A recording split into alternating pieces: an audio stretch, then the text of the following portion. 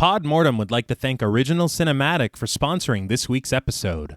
Original Cinematic is an independent production company that has made it their mission to create, produce, and promote films that are inclusive, honor women, promote the LGBTQIA+ community, and provide prominent positions and roles to POC actors and filmmakers, and promote the films of marginalized and underrepresented populations. These are all things that are extremely important to our podcast as well. Original Cinematic is currently accepting scripts and treatments. Both William and Xxena Rush are also available via email or Zoom to discuss writing and provide input and resources to all aspiring writers, free of charge. Their information will be made available in the show notes. Original Cinematic has multiple exciting projects on the horizon. Their next film, Immersion, is slated for release in early 2024. Upcoming films, Fetish, Sweetener, and Run, and their documentary, Drag, the Most Targeted Art Form, are anticipated for 2024 releases as well. Their new award-winning film Group is currently on the festival circuit, and very generously, Original Cinematic will be providing a link for our patrons to screen the film on Zoom. It is truly an honor to partner with Original Cinematic, and we can't thank them enough for their contribution to our show. And now, back to our regularly scheduled program.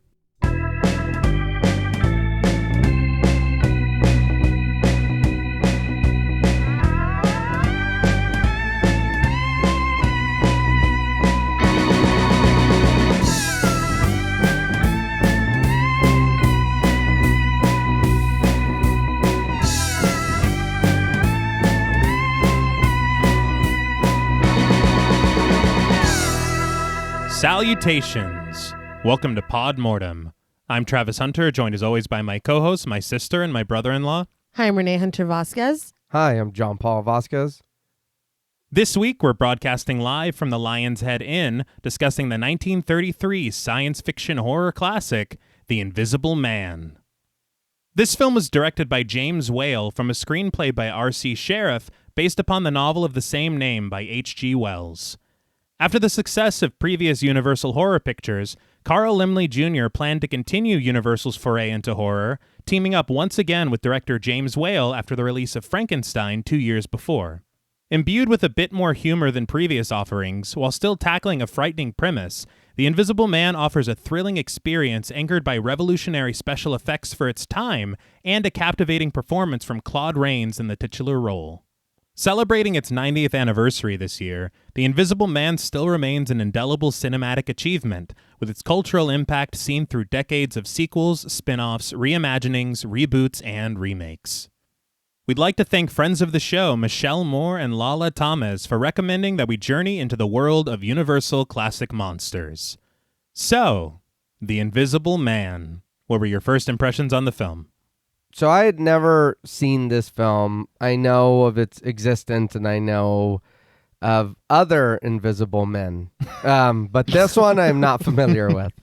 I did enjoy this. This was for me anyway, I felt like this was a different tone than Frankenstein, than Dracula.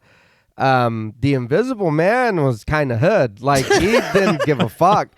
I understand, it explains in the movie why or whatever, but he was wild. Like, this movie was different, and I did enjoy. I do like Dracula and Frankenstein, but I do enjoy the madness that is The Invisible Man. Very fair. And the effects, man, for the time, that's fucking amazing. I was like, okay, of course you can see it. But thinking about it at the time, that must have been like, oh, he's really fucking invisible. You know what I mean? Because there's times when it's like, oh, shit. I don't even know how you do that. They're like, and how did Universal find? Yeah, it's like, where did you an get this actual guy? Invisible Man? Yeah, it's like, how'd you get him to show himself? Kind of.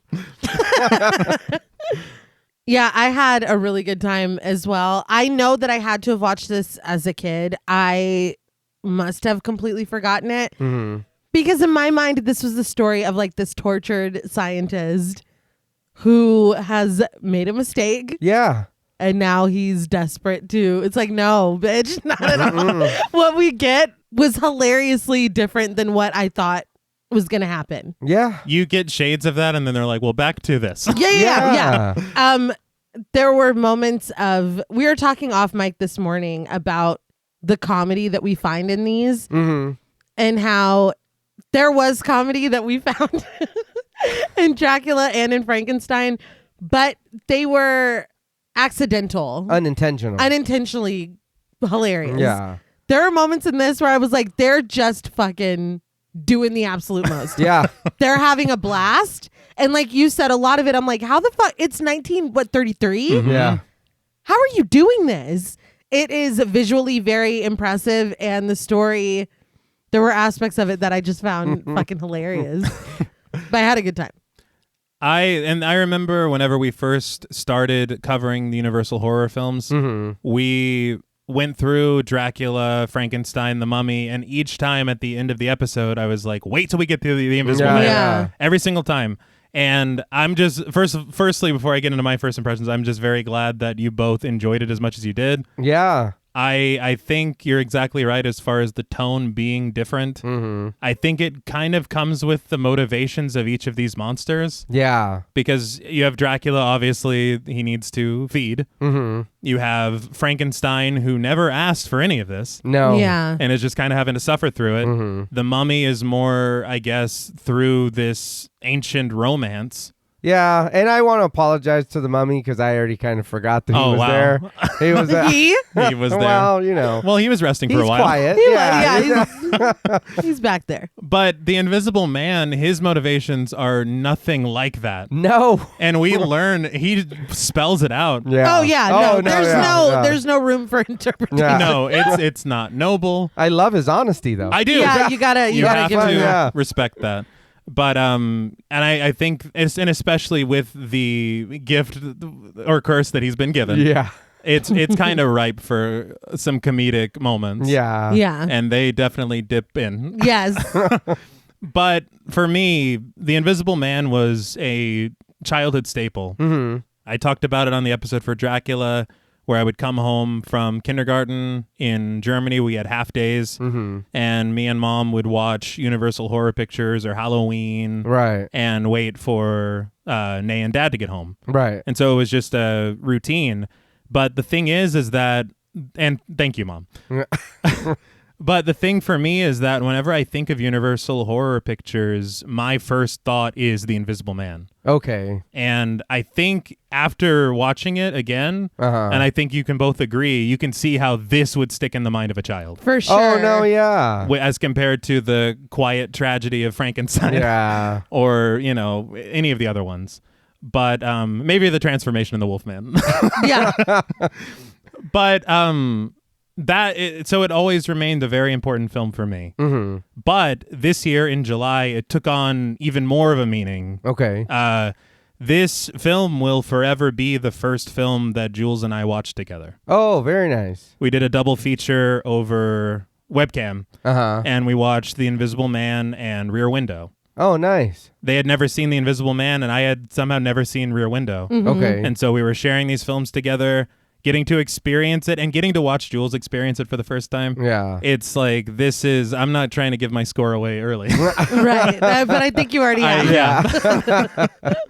But, it's been over 25 years of this film for me. Yeah. And for it to take on even more meaning is remarkable. Yeah. And I will admit, the viewing with Jules, I was probably watching Jules more than I was watching the movie. Of course. But it's just, this film to me is kind of the definition of movie magic. Okay. And it's brilliant. It's an experience. Yeah. And it's just so expertly directed, so expertly put together, especially in 1933. Yeah. It's wild. And then you've got Claude Rains, who, what a thankless job as an actor. Yeah. Your first American film, and you're maybe seen for 20 seconds in it.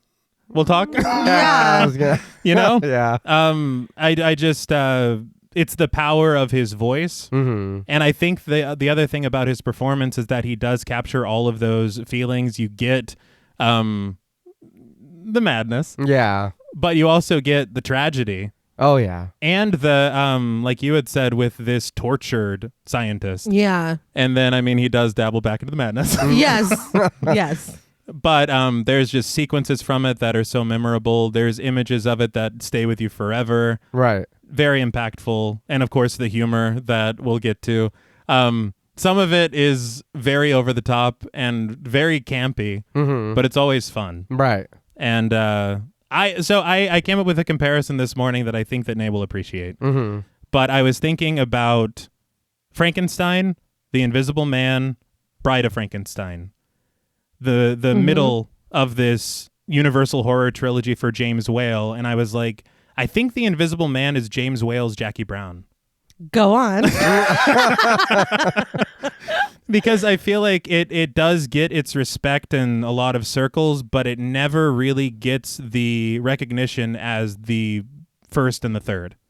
Yeah. Okay. So I feel like Tarantino kind of has that similar thing where Pulp Fiction and Kill Bill are these huge things, but it's like, look at Jackie Brown in the middle. Literally, if y'all have not seen Jackie Brown, Yeah. please go watch Jackie Brown. I'd rather watch Jackie Brown than either one of those movies. Well, it's very good. Yeah.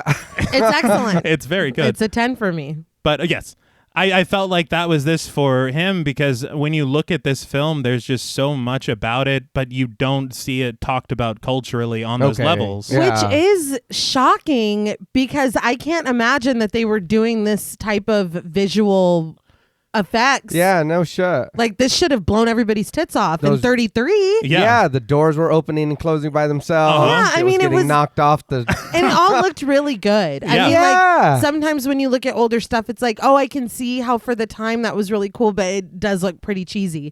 For me, watching this, it's like, damn, like Yeah. I was impressed. And you just imagine them working behind the scenes with their wires and pulleys. And Yeah. you're like, dude, this is choreographed. Like, Oh yeah. you just can't believe it. And of course, and we'll get to a lot of how these sequences were done. Some of them are pretty apparent and obvious. Yeah. But then other ones you're like, how the fuck Yeah. in 90 years ago, Yeah. you know?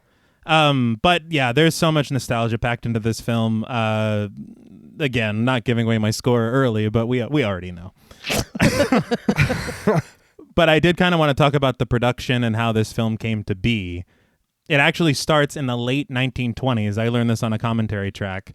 H.G. Wells and his publishers were shopping around The Invisible Man. And it was written in 1897.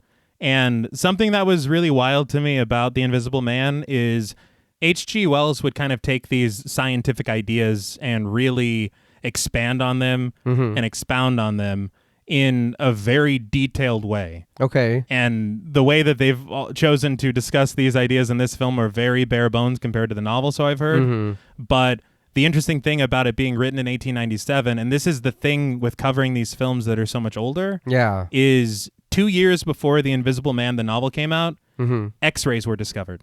Really? Yeah. So that's what we're talking about.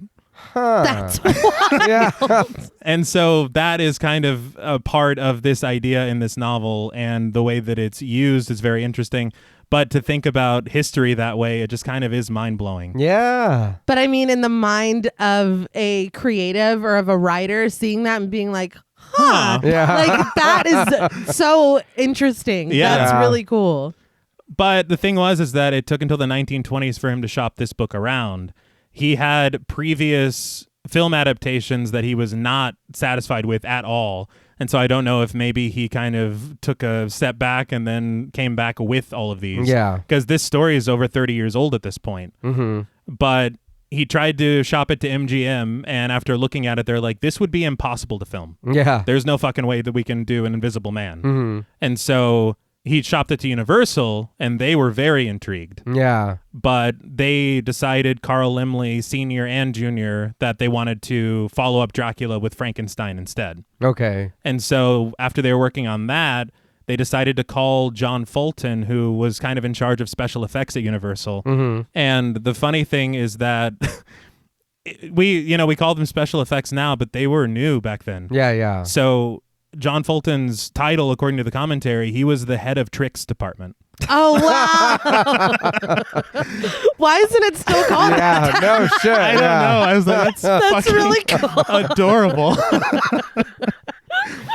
But they told him about the idea, and they were like, is this possible? Mm-hmm. And so he runs some tests, and he tries to figure out how he would do it. And then he comes back to him, and he's like, you know what? Yeah, I think we can do this. See, if MGM would have taken the time and Yeah. been like, you know what, let's figure this out before we completely roll this out. Yeah. They would have probably gone through the same process. And it would have been, and honestly, what surprises me is that you don't have to honestly go through these lengths. Yeah. You can literally just not show anything. Yeah. And they're like, I don't think we can do that.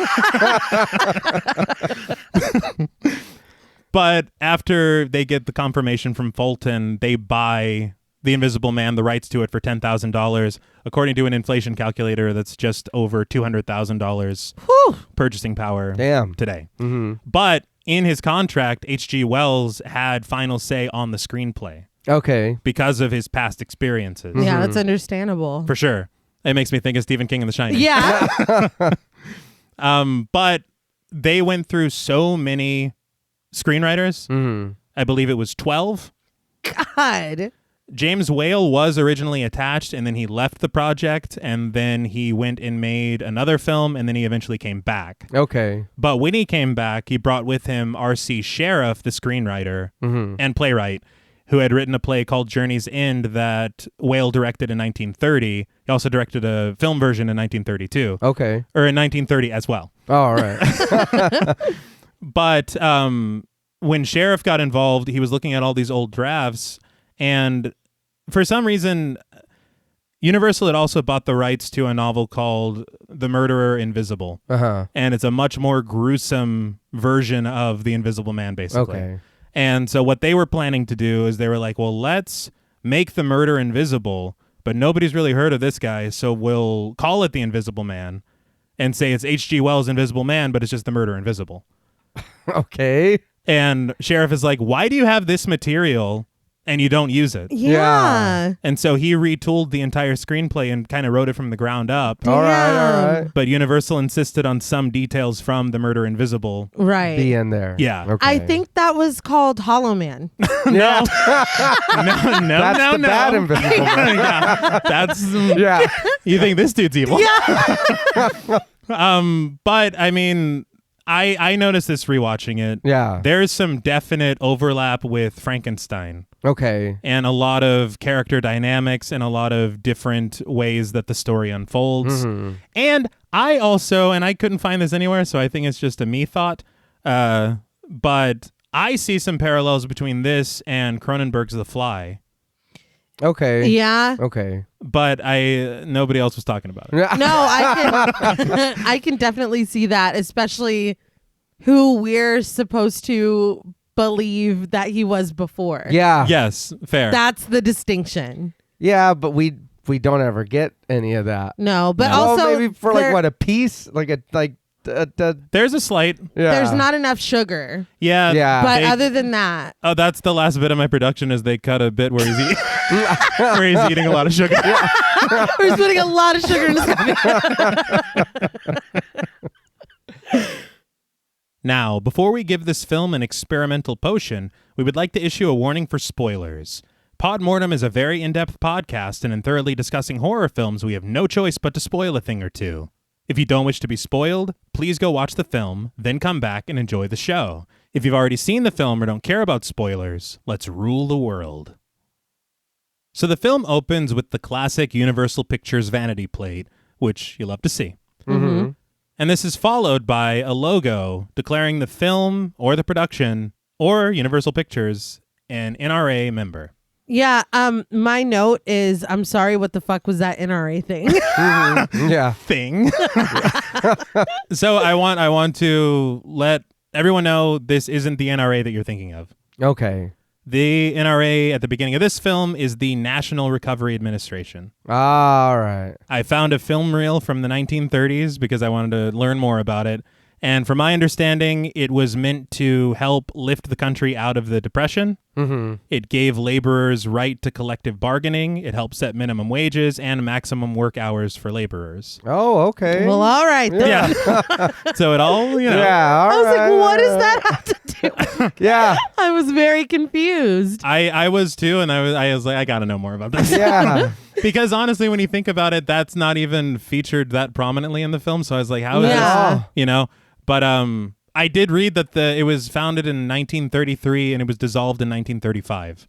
Wow. Oh, wow. Yeah, so it's not. That's why that acronym has obviously taken on a different Yeah. from a different group.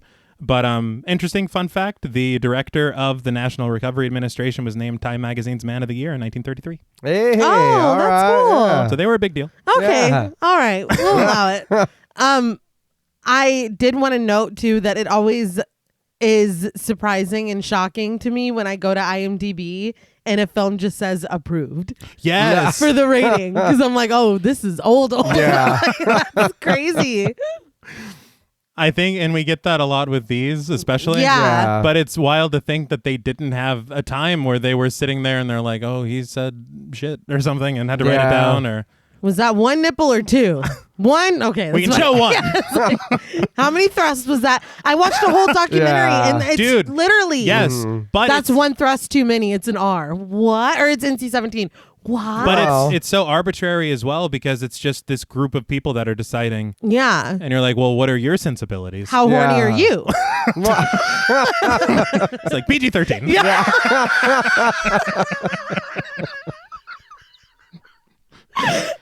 But to the sound of Heinz Rumheld's dazzling and mysterious score, accompanied by howling wind, we get the title, The Invisible Man.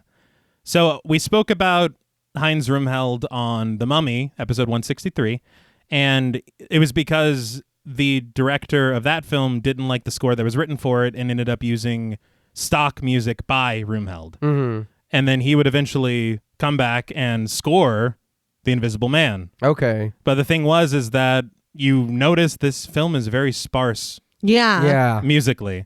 And on the commentary, they said that you get this opening song, and then you don't hear anything from Rumheld until the last 7 minutes. Wow. I don't get it, but you don't miss it either. No. yeah. Interestingly, Rumheld also scored some sections of Gone with the Wind. Oh, okay. He won an Oscar in 1942 for Yankee Doodle Dandy. And according to his filmography, he scored over 400 projects. Damn. He wrote Yankee Doodle Dandy? I guess so, yeah. God damn. That's wild. Yeah. I was going around the house yesterday whistling the Swan Lake theme that was on Dracula. See, and that- John Paul was like, that wasn't in this one. Like, yeah, but it could have been. yeah, not here. It wasn't here. No. I was honestly surprised to not hear it. Yeah. But I was like, all right, we're moving Yeah. on up. Yeah. Oh, Like, yeah. we can write our own fucking music. See, it's 33 now. But the opening credits give way to a figure in the night on a long snow-covered path. Bundled up with his face covered and carrying a briefcase with a trail of footprints behind him is Dr. Jack Griffin, played by Claude Rains. So just a little background. There's going to be a lot of detours in this film. Originally meant to play Dr. Jack Griffin was Boris Karloff. Mm-hmm. And what happened with him was whenever he was a contract player with Universal, Yeah. he was paid a salary of $750 per week. Mm-hmm. This is $1931. Yeah. But his next film in his contract, it was told after, I think he made The Old Dark House with James Whale. After that, his salary is supposed to bump up to $1,000 a week. Okay. And this is something like $15,000 in today's purchasing power. Yeah. But the thing is that he waived that. And so what he was asking for was his next film to be paid the difference. So it would be $1,250 a week for The Invisible Man. And it was in his contract and it was meant to be honored. Yeah. But because of the conditions and it's the Great Depression, Yeah. the studio couldn't honor it and said that they wouldn't be able to do that and wouldn't pay his contract properly. Right. And so Karloff quit. Damn. I think you're thinking of Scream 6. That's different. No, but that's wild. How do you look at that man's sad eyes and tell him no? Well, He's like, I'm going to use this to my advantage. This is my Give him a raise. negotiator. Get him a present. He's like, do you have a lawyer or anything? No, I don't need it. I do not need it. that sucks, but I mean, really, we don't get to see his eyes at all. That's Anybody's true. eyes That's during true. this movie. That is very true. He's like, Yeah. yeah, That would have, but he has a great voice too. He does. though. he does. But that would be wild to have Boris Karloff and not even see him. Yeah. And it is interesting because you think he was covered under all that makeup in Frankenstein. Yeah. He was covered in a lot of makeup in The Mummy, too. Yeah. And then this, he's like, can I fucking once show my face? And he's like, As you know it's what? meant? pay me Yeah, what you, pay what me you want me double. to. And I'll think about it. But after he walked, James Whale was going to cast Colin Clive. He played Dr. Frankenstein in Frankenstein. Oh, okay. Oh. And the thing was that Clive had made 2 pictures back to back in Hollywood, and he didn't feel like continuing. He wanted to go home to England and spend some time. Yeah. And so he passed. But then James Whale thought of Claude Rains, who was mostly known for theater. Okay. Very prolific theater career, and you'll learn a lot of these actors in this film worked in theater with Claude Rains. Okay, I can see that. Very I much. was going to say you totally Yeah. get that vibe. Yeah. But Claude Rains, the only American film that he ever went out for was a film called A Bill of Divorcement. And he had what was considered one of the worst and notorious screen tests of all time.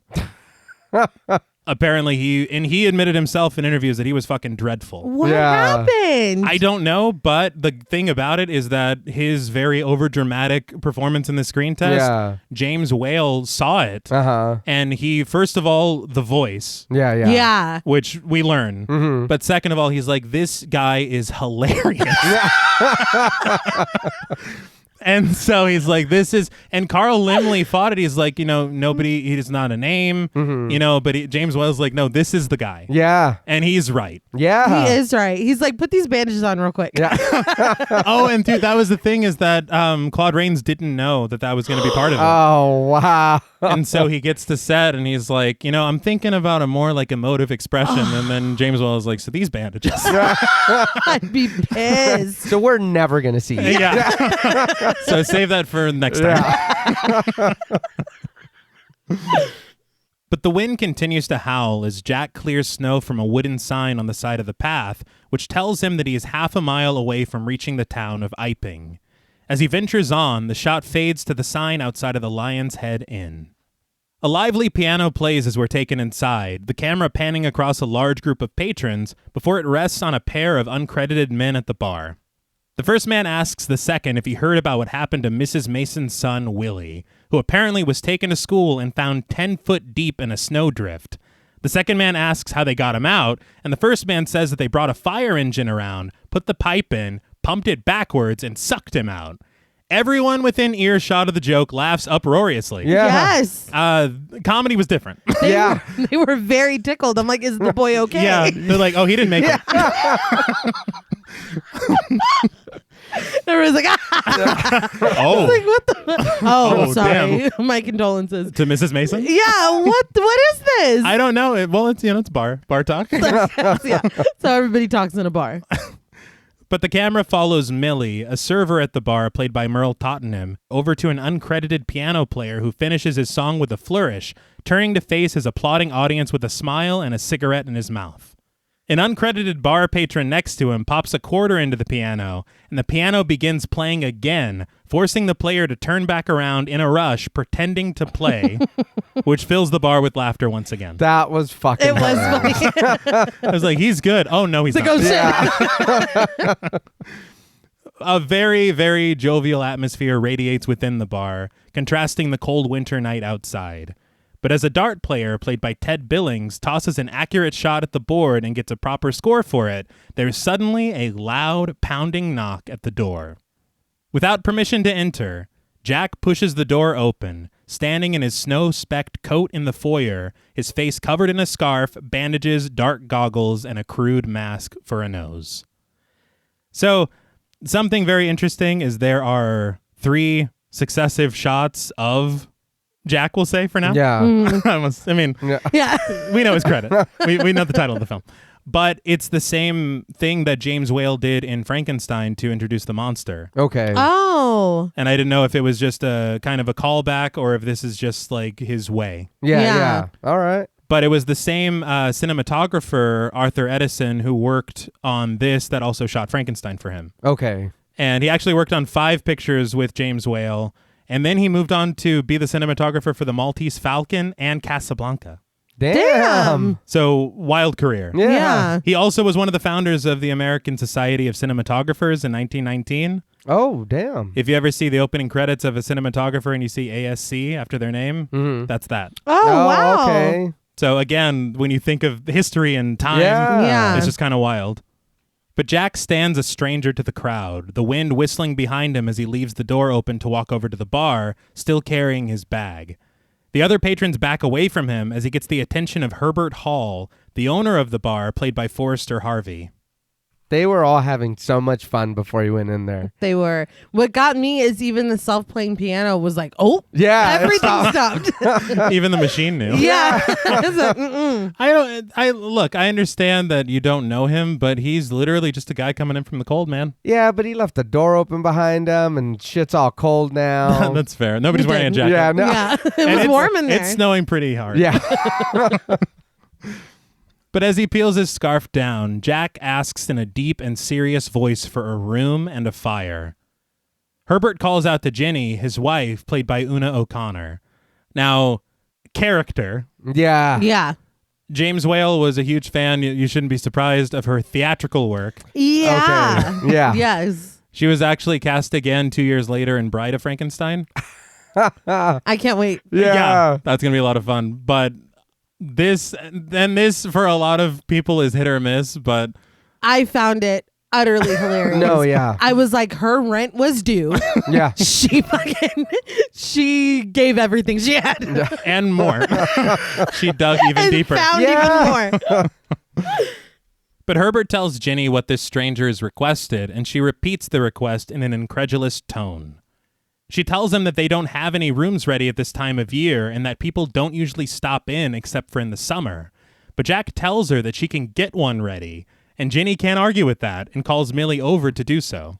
Yeah. I mean, but he's being, I don't want to say aggressive, but he's like, no, you It do is, this. and it's rude. It is. It is. But I mean, he's not like screaming at them, but he is a little raised voice. It is authoritative. Yes. I will say, and again, though, I mean, it's a lot easier to set up a room if you have a room. So they do have a room. They can set it up. They are in. Yeah, Yeah. but you know, But if is she's... there any way, please? It's so cold. Yeah. He's like, no, yeah, you will, and I want a private sitting room. It's like, and a fire. It's like, no. See, you know what? Maybe if he would have came in cool like that and just like, oh, my bad, close the door. And That's the thing. You're they coming woulda- in. You're doing too much. Yeah. You're Well, doing I'd be too like, much. can I see your eyes, please? I want to know who Please? I'm looking at. Yeah, no. It's just, no. It is pretty entitled, I'll say. Yeah. Extremely. But as Millie snaps to it, Ginny very theatrically lifts open the bar and several more bars. I don't know how this place... Who designed? I don't know. But she calls the phantom stranger over to a door behind the several bars. She opens it up and leads him upstairs to his room with Millie close behind. As they go, a group of 5 uncredited women sit at a table near the stairs, watching Jack's every move with a look of fear and intrigue in their eyes. So this too, is this like a private table there? Because they're behind the bar All the somewhere bars. else. Yeah. What the fuck? Got to pass 3 bars to... Yeah. I don't know because it's maybe they're... I don't know. And later, they're treated like very... Yeah. So I really Yeah. don't know. Understand the politics of this. Say, oh, these are our grandmothers. I don't know. But once they make it to the top, Ginny and Millie get to work, switching on the light and clearing up remnants of what the last occupant left behind. After Jack sets down his bag, he stands stoically at the window as Ginny lights a log in the fireplace. She shares that this is the coldest winter they've had in years, and the farmers nearby have even put all their cows and sheep inside for a fortnight now. After lamenting the inability of the animals to enjoy a blade of green grass, Ginny looks back at Jack, annoyed, muttering to herself that he might be nearsighted, but he can't be deaf and dumb as well. She is just trying to make small talk. Yeah. Yeah. Yeah. He's like, is the fire ready yet?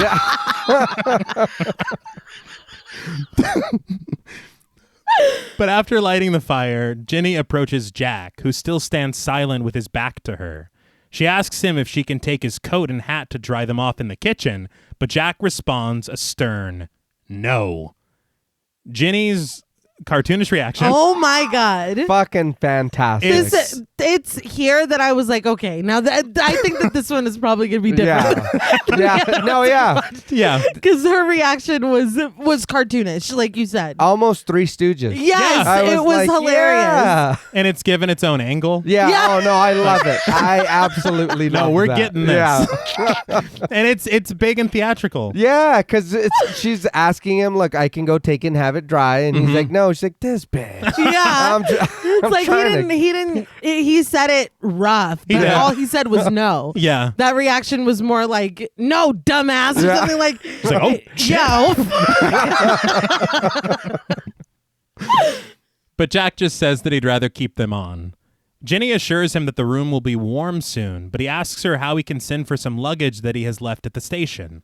Ginny offers to have it brought over tomorrow, learning that Jack plans to stay here for a while. Jenny continues tidying up, and upon learning that there's no way to get the luggage here tonight, Jack just asks for some food, which Jenny rushes off to get for him. After she closes the door behind her, Jack slowly closes the curtains and lowers the shades of the window. I just feel like, for as strange and cryptic as you're being, and as accommodating as they've been, because they told you that this room wasn't even available. Yeah. Maybe a please, a thank you, any of the above. Yeah. I mean, this guy is an asshole. He's So also far. he's going through a lot. Yeah.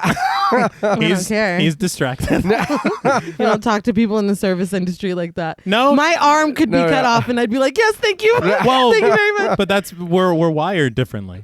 I guess. We always say please and thank you. We always tip well.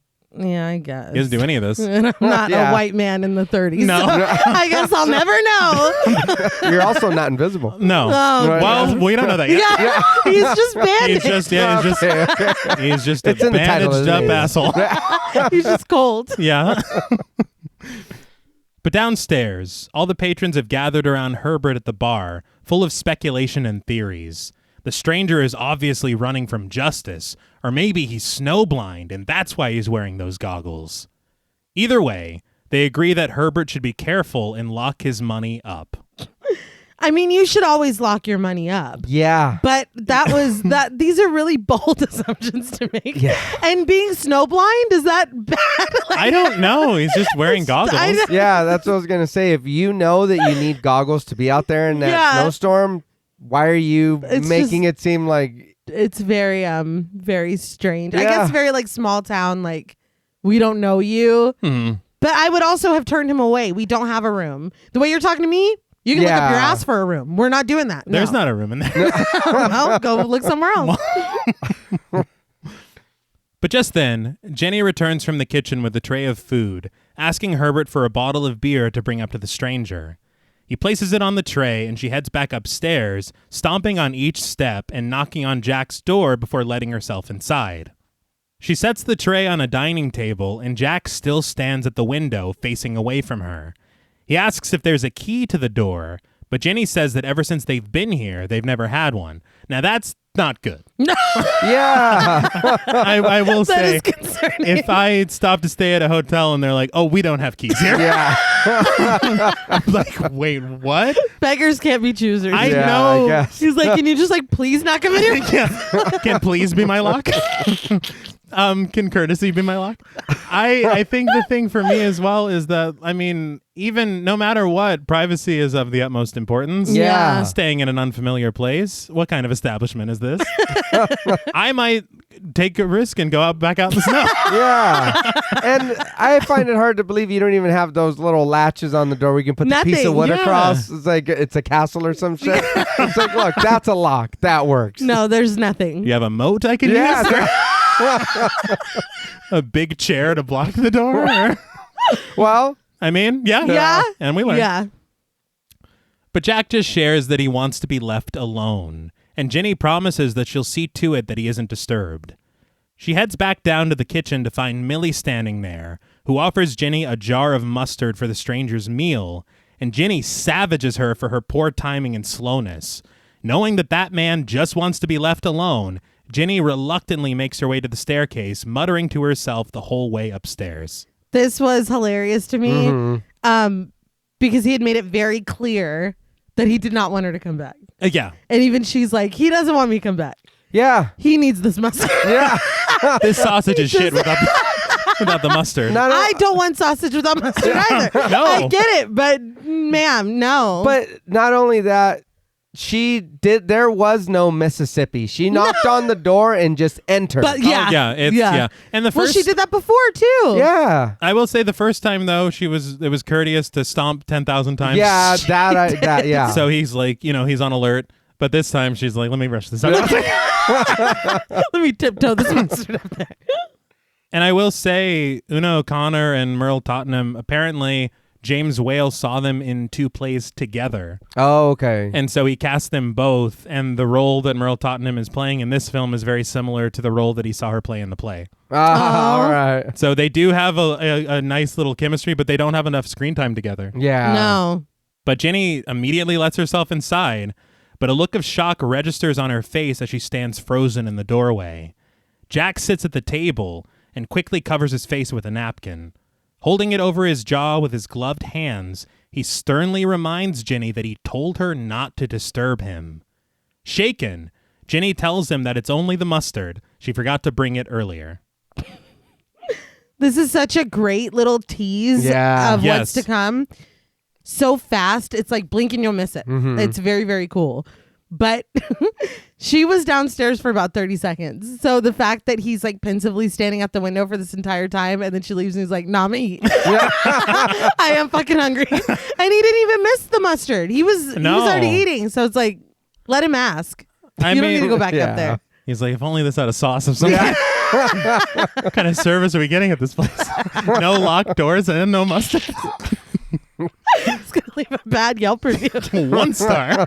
Although they are very accommodating. Yeah. I was incredibly rude. On purpose, just to test them. Is he a mystery shopper? Yes. They excelled beyond. But I do agree with the little tease that we get here. Yeah. And it's so interesting, of course, this is a time before you could just like pause at any point. Yeah. And so if you're sitting in the theater, you're like, what did I just see? Yeah. And you get a little sting at the end of the scene, but it's just so brilliantly done. But Jack tells her to set down the mustard. But as she walks over, she looks him over, asking if he's been driving on the slippery roads outside. It's like she's trying to forget what she just saw. Yeah. It's like, I need to make some. Maybe if he sees me as a person. Yeah. But it's also funny to me that he's like, no, leave the mustard. Yeah. He's like, well, that's a great idea. Since you brought it, leave that shit there. I know I told you not to, but it could use it. Sausage is a little dry. But Jack doesn't answer, instead just telling her to take his overcoat and to dry it for him. Fearfully, she takes the coat and exits his room. As she closes the door, Jack lowers his napkin, revealing his entire lower jaw to be missing. Fantastic. Yes. And again, it's just like a shot done. Yeah. And to even register, you're like, what was that? Yeah. But Jenny immediately heads over to her husband and the waiting crowd, telling them all about Jack's bandages. He's like, we saw those, dude. Yeah. Talk about the other thing you saw that scared the shit out of you. Yeah. She's like, he's been driving on the icy roads. Yeah. What happened to you up there? I gotta go home, Herbert. Well, what do you say to that? Like, what are you supposed to say? I don't know. It's just like, and I also saw something I don't think I saw. And we won't be talking about it. What made me laugh was this crowd just waiting for the tea. And she immediately goes over and she's like, listen. But we all know. Yeah. We've all worked at a past bar. Absolutely. This fucking bitch at 61. But she says that he has bandages all the way up to his head and around his ears. She says there's no blood, but it looks like he's been in some kind of horrible accident. One patron posits that he bumped his head on the prison wall getting over. He's really married to this. Come on. Yeah, let's calm down, guys. He's not running anywhere. He doesn't seem to be. He asked to stay here in front of you guys. Yeah. And how do you bump your head on a wall? Yeah. Like, think. So bandage my ears. Yeah. Everything. It's like this wall did a number on me, and I can't let anyone see. What's funny to me as well is if that's really the reason, I don't think that I would see somebody with a bruised forehead and be like, oh, they must have just escaped. Yeah. Like, I would never think that. I would just be like, you want a room or something? Damn, dude, what happened? Are you? Yeah, you need a doctor? Yeah, god damn. But the next morning, as bells ring outside, Dr. Cranley, played by Henry Travers, walks around his laboratory, conducting tests by a large bay window on a table full of equipment. Now, I couldn't find any proof of this, but this feels like a reused set from Frankenstein. Mm-hmm. It did look very familiar. Right? Yeah. That bay window, I swear that's the one he climbs through. It looked very familiar. Yeah. Well, when they go through, you can see that there's no wall. And That is cool. Yeah. Yeah. I liked that shot. I was like, okay, I see how you did that. It felt like it was being let into the movie. Yes. You know, it's almost like the end of Black Sabbath. You're like, oh, it's Boris Karloff. Yeah. It's not a real horse. It's like, oh, this is cute. I'm not scared anymore. But I did want to talk about Henry Travers. Mm-hmm. He appeared in 2 plays with Claude Rains before this. Okay. And in his prolific film career, he was also in Hitchcock's Shadow of a Doubt Oh, all right. and Frank Capra's It's a Wonderful Life. Damn. Oh, wow. Yeah. All right. It's wild, a lot of these actors, some of their credits. Yeah. And you're just like, how can one person... It's just astounding. Yeah. Right. But Cranley eyes his pocket watch as an experiment is underway, but he's interrupted by Flora Cranley, his daughter, played by Gloria Stewart. So Gloria Stewart was actually in James Whale's previous film, The Old Dark House, but a lot of people might remember her as present-day Rose in James Cameron's Titanic. What? Really? Yes. Get the fuck out of here. Yeah. Damn. That's fucking wild. Yeah. Movies, man. I was not expecting you to say that. there was room for him on that door. There, Yeah. I don't want to talk about it. I don't want to talk about buoyancy. I'm not into that conversation. We would have made room. But Cranley politely asks his daughter to leave him alone while he's working, but Flora says that she's worried and they have to do something about Jack. Cranley, distracted by a test tube, tells her not to worry and that he'll be back soon. But Flora reminds her father that it's been a month without a word, but Cranley just tries to ease her mind, telling her that Jack's note said that they might not hear from him for a while. He says that it's actually a good thing to go away for a while when you're finishing a difficult experiment. Okay.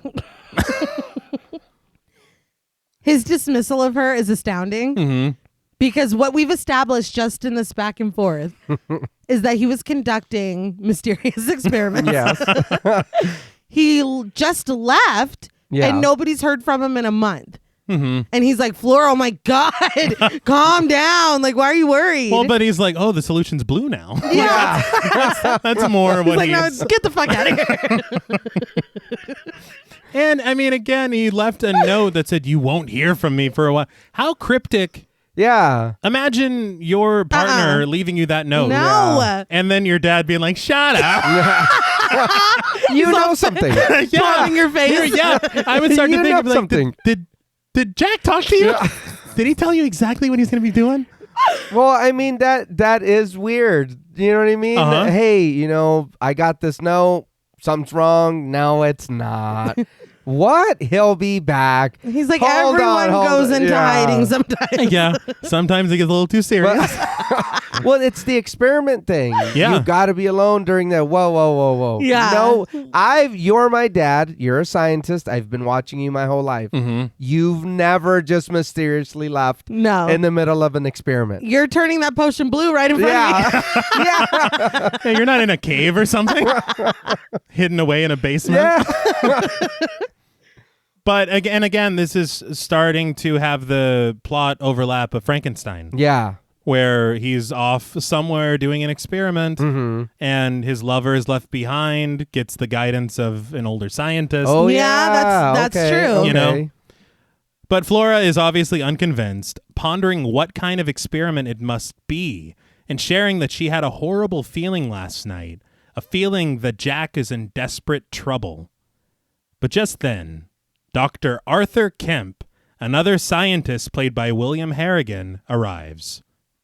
So before we continue, I learned on commentary that Harrigan was a Broadway leading man, but he comes from a theater family more than I've ever heard in my life because his family has done theater since the 1600s. Oh my God. And you're like, they did have, it's... Well, yeah, they had like traveling troupes exactly. and stuff. And you think about the Globe, you think about Shakespeare, you think about all that, but it's like, good Lord. Damn. His family was Shakespeare. Yeah. That's how we'll tell it from now on. Yeah.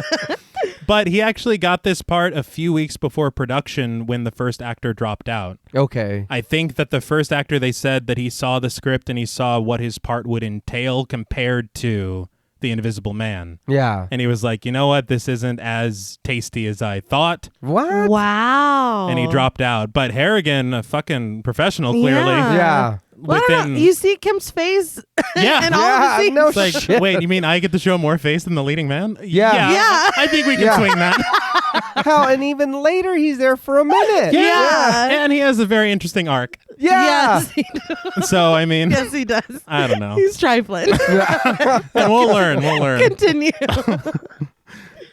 But Cranley shares his daughter's worries about Jack with Kemp, which doesn't surprise Kemp.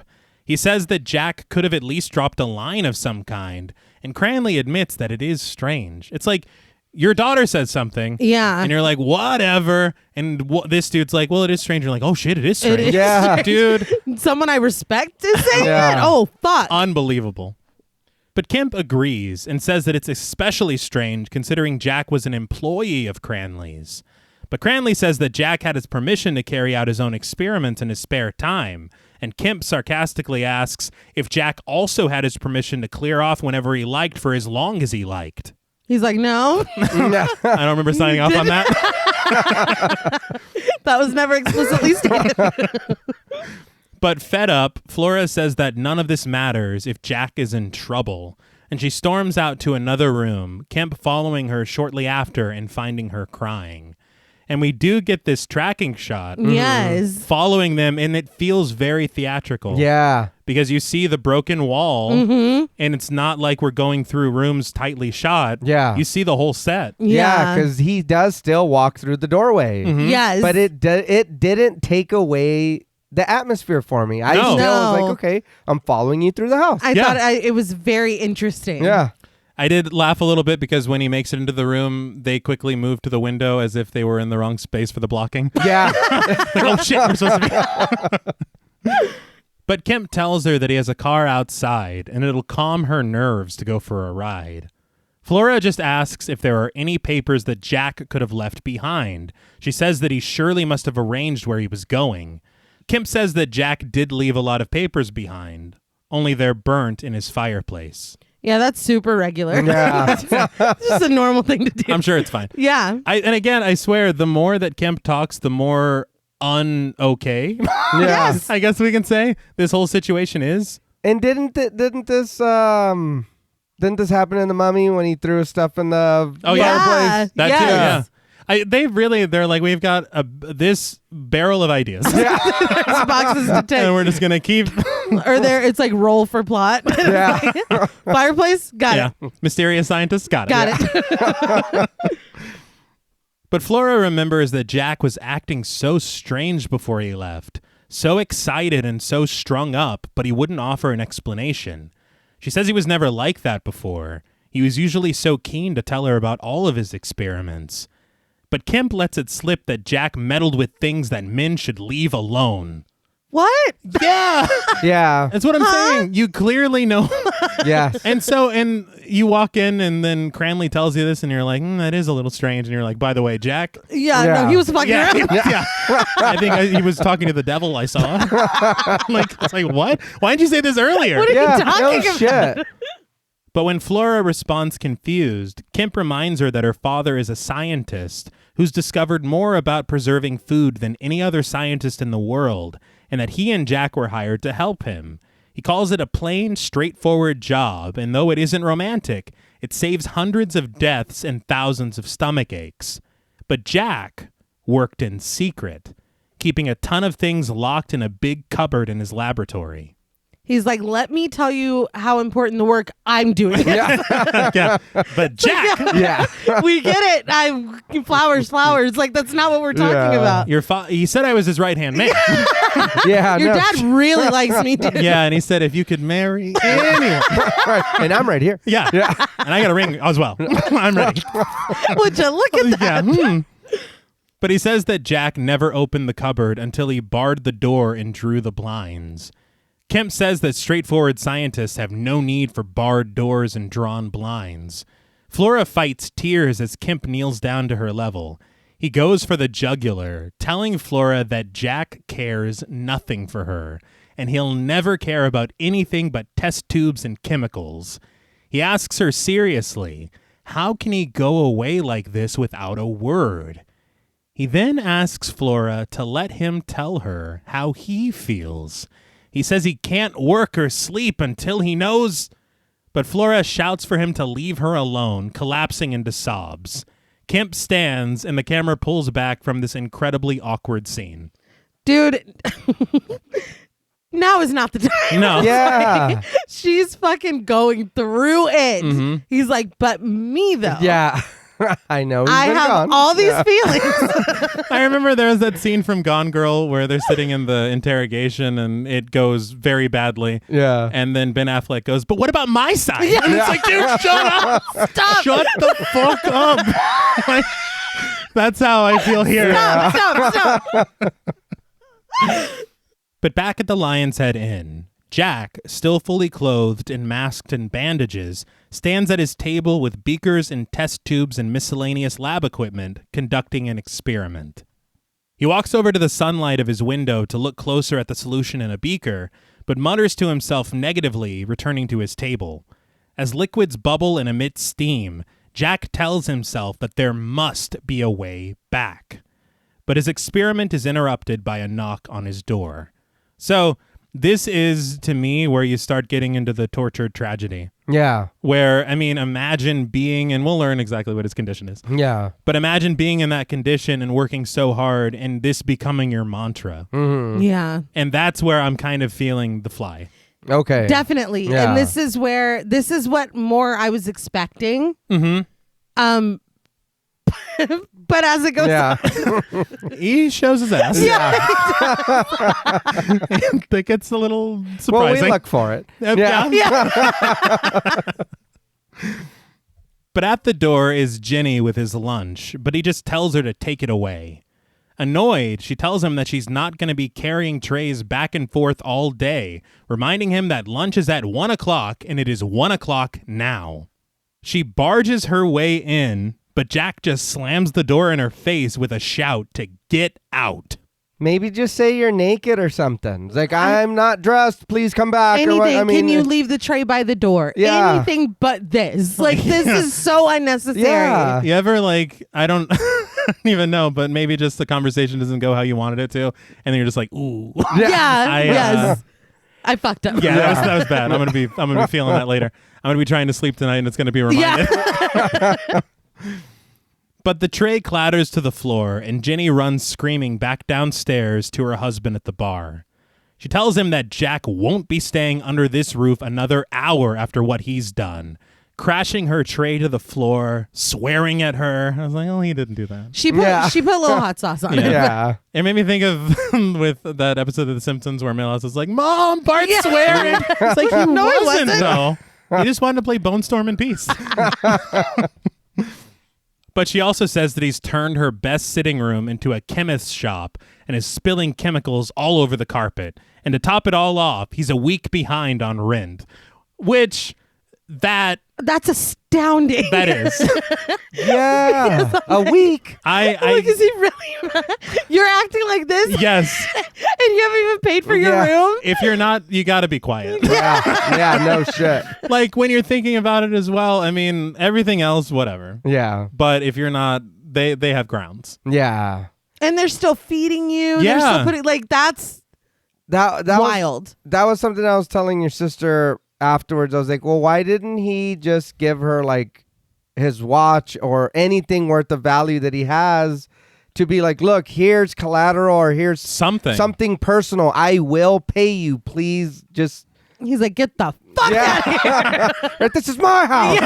Yeah. No. What are you doing, dude? And bring the mustard next time. It was really good last week. But she urges her husband to tell Jack that if he's not out in half an hour, they'll get the law involved. She also hands him Jack's bill to bring it up to him. He owes £3.10, and she urges her husband to get it from him before he leaves. So accounting for inflation, I believe this is about £200. Sir. Jeez. Yeah, and floating that. Yeah. And slamming doors in people's faces and yelling at them. It's a bit much. But Herbert approaches the stairs, but then he turns back to his wife, trepidatious, asking if they can just give Jack a minute to cool off before going up there. But Jenny doesn't want to hear it. She wants Jack out. Him, his goggles, and his chemist's shop. She says that if Herbert doesn't do it, she'll do it herself. And then she takes a shot of whiskey to calm her nerves as Herbert very reluctantly makes his way up the stairs.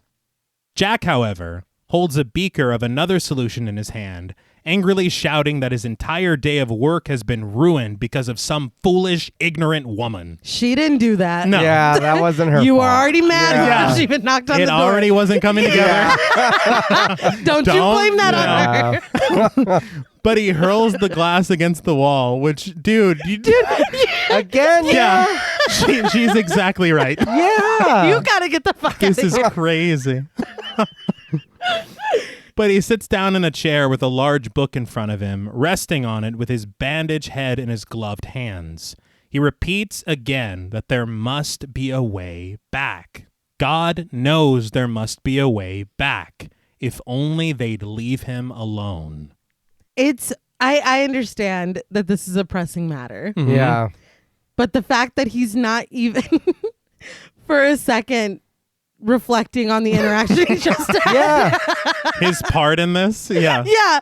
He's just like, oh, God damn it. Like, it's just like tunnel vision. Well, thinking about it too, because I thought about it afterwards, and I was like, well, when he got his stuff, shouldn't he have had any money? But he does have his stuff because he's working on all his shit in there. Yeah. Yeah, that's true. So it's like, dude, not only did they get their stuff like they told you they would, you are being a dick the whole time. Yeah.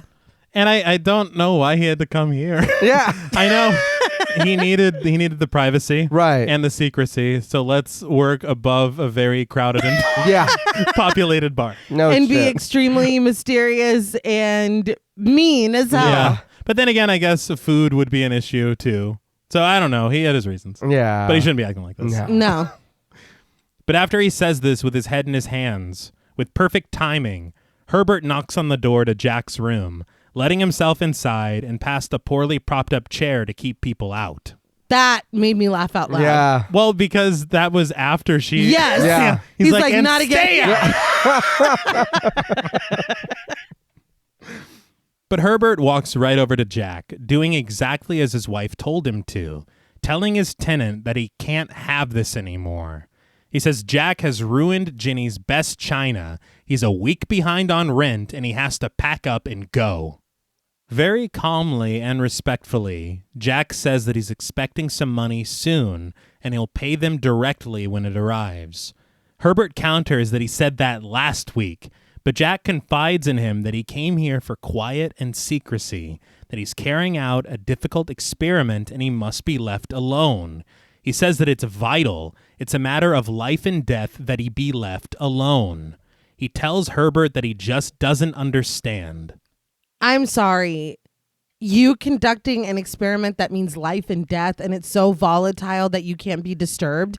I don't want you doing that above Yeah. my fucking business. Yeah, that part. Yeah. I don't want. This is that not here. sweetening me wanting you here at all. No, are you building a bomb? Yeah. Like, what And are why you doing? didn't you didn't tell us anything up front? Mm-mm. No. Get out. Acid through the floor and shit. Yeah. Like, I don't know what you're doing, what these chemicals can do to my walls and At in my all. walls. Yeah. And then you walk in and something's been thrown against the fucking. No. I better be dude. milk, dude. It's black and white. I can't tell what's going on. And even if it is milk, it's going to stink in here, dude. Get out. Yeah, that was like Yeah. wallpaper. Your job is done. But after he tells him he doesn't understand, Herbert says he does understand. Jack doesn't pay his rent, and even worse, he's driving people away from staying at the inn. Jack tries to appeal to him, telling him that he's had a very serious accident that has left him disfigured and affected his eyes. But Herbert isn't on about that. He cares more about the dirty carpets and the swearing, which again... Yeah. That he didn't swear? Technicality. You gotta come correct. Yeah. I mean, this is true, but I'm more concerned about the stains that he's leaving, and he's definitely leaving stains. Yeah, and the attitude's bad. The attitude is that's abysmal. yeah. I didn't swear at her. Like, get out. Get out. Even if you're not cussing, you're still You're being a still, dick. yes, and it's very dramatic. Yeah. And I can't take this right He now. did slam the door in her face. You did. Dead. I'd You rather you did. cuss at me than slam a Yeah. door in my face. Yeah, honestly. I mean, If these are our choices. Dude, and imagine making someone a meal and then it's just on the floor. Yeah. I'd be like, are Yeah. you fucking kidding and me? they weren't using fucking paper plates. It's all No. glass and shit. Yeah. Ooh, her best china. Yeah, Yeah, her that's what best he china. says, yeah. Why are you giving this man your best china? Don't know. That's yeah. on Yeah. you. Yeah, that's true.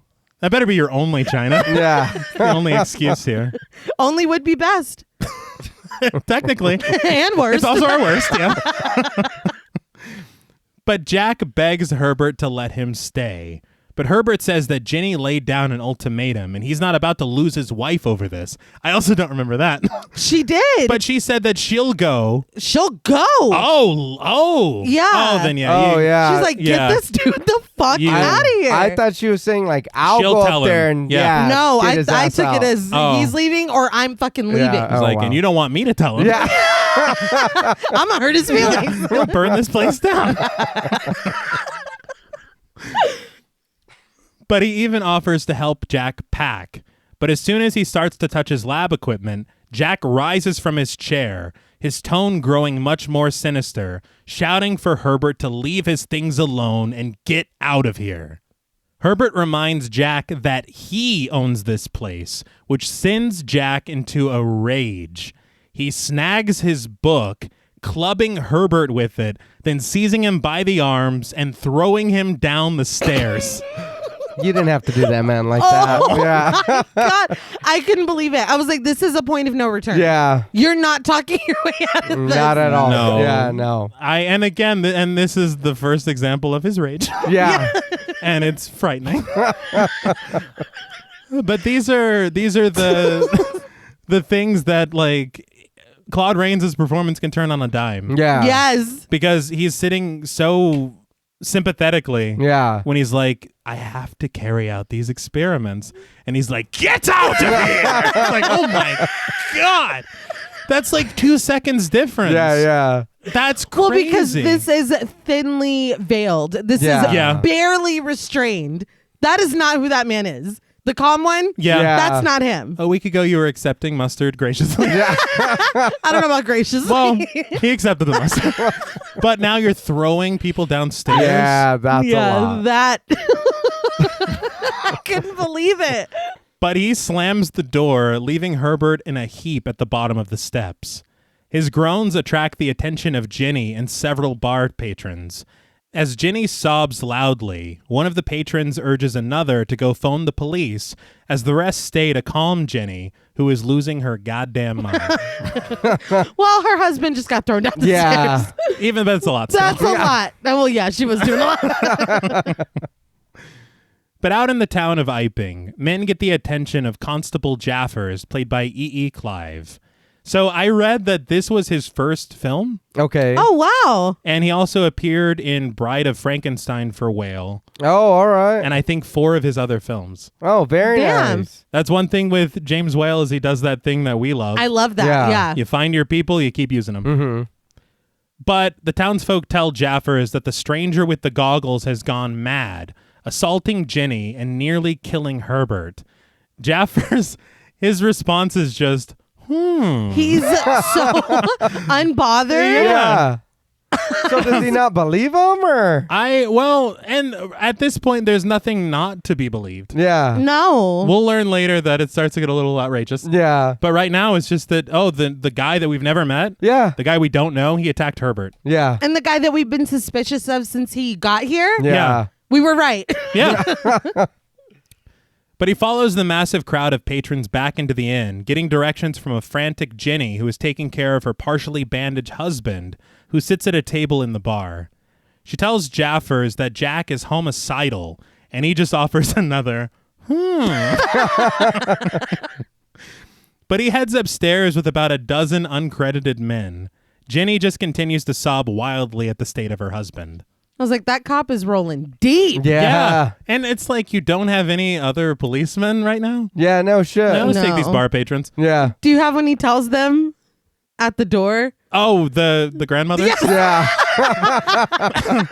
Yeah, they gather at the door as the men head up the stairs, and he calls them kids, and he tells them to head back inside. Yeah. I was like, what? Like, what is Yeah. going on? Is this a Benjamin Button? This town has its own secrets. Yeah, no shit. But they approach Jack's door. Jaffers opens the door as the other men crowd the doorway. He asks Jack what's going on here, and Jack, who sits at his desk, just tells him to get back. Jaffers does not take this well, asking if Jack knows who he's talking to, but Jack just responds with a warning, giving Jaffers and the men their last chance to leave him alone. This was hilarious to me because you just pushed a man down the stairs. I guess. You're staying here. I mean, illegally. You haven't paid for this room. No. Yeah. You've been asked to leave. That was assault that you just committed. It was. And now a cop comes in and he's like, get the fuck out of my room. Well, It's like, man, you just are bold. You don't give a fuck. And I'm sorry again, he's very cryptic. This is your last chance. yeah. It's like, gee, maybe we should leave. I'll be, and even more so later, he's very clear with his intentions. Yeah. Yeah. So it's like, he says something, listen. But Jaffers does not take this warning seriously, recounting the crime of assault that Jack just committed against the Halls, telling him that he can come quietly along with him to the police station unless he wants him to put the handcuffs on. In a very low-angle shot, Jack rises to his feet, telling Jaffers to stop right where he is, and that he doesn't know what he's doing. Jaffers disagrees, approaching Jack with his baton and flanked by the bar patrons, and Jack has reached his boiling point. In a gruff and measured tone, Jack announces, "All right, you fools, you've brought it on yourselves." He tells them that everything would have come around if they would have just left him alone, and that they've driven him near madness with their constant prying, and now they'll suffer for it. He acknowledges that they're all crazy to know who he is, and now he'll show them. He tears off the nose piece of his disguise, tossing it to them as a souvenir, and we see a void in his face where the nose once was. He tears off his goggles, revealing 2 vacant holes torn through the bandages wrapping his face. As he unwraps the bandages around his head, he shouts that he'll show them who he is and what he is. Jack laughs madly as he rips off his wig and the bandages unravel, revealing absolutely nothing underneath. He told him to fuck off. He did. He said, you want to see some freaky shit? I'll show you some freaky shit. You want to see something really scary? But Jaffers tells the men to look, remarking, "He's all eaten away." Jack tosses the bandages antagonistically as the men escape the room and the inn, laughing maniacally as he stands there headless. That was a good line about being eaten away. And I know that they fled, but I still feel like this was an underreaction to what the fuck we just saw in that room. And I will admit that the next scene is an underreaction. Yeah. No, yeah. But I did want to talk about these special effects. Mm-hmm. Whenever we see him tearing off his nose and his goggles, Yeah. it's clear the use of a dummy. Yeah. But everything else is so incredibly done. Mm-hmm. It was the use of a process called the Williams process. It was invented by Frank D. Williams in 1918. Okay. But Fulton, who was in charge of tricks, if you recall, he was actually a colleague / protege of him. Oh, all right. And so he used this process to accomplish this. And the process is you start by photographing scenes without any trace of the Invisible Man at all. Mm-hmm. And the difficult thing is that they came back later to film all of this stuff. And what they did is they draped the entire scene in black velvet. They draped the actor, who was more often than not Claude Rains, in velvet, including a helmet. And so he's completely pitch black and covered, matching the scenery around him. Okay. And so they added what he would be wearing that needed to float on the Invisible Man. So this is just like green screen shit before green screen. Yeah. It's like it's the links they had to go through when what we have today is so easy. Yeah. This is like the grandfather of green screen. Hell yeah. That's brilliant. And it works so well. It does. And it sounds like George Costanza's fantasy to be Draped in velvet. Yeah. He's like, I should have just auditioned for the Invisible Man. I could have done it. The thing was as well is that it doesn't end there. It's not just him disappearing and them just doing this velvet on velvet and he disappears. Yeah. They have to print these. They have to reprint them. They have to use the negative. They have to do a high contrast on them. And only then can they add them to the previously shot footage that they shot maybe 2 months ago. Yeah. And so it's painstaking. It's difficult. The crazy thing is the intricate things. I read this in an issue of American Cinematographer magazine from, I think, 1934. Fulton wrote an article in it.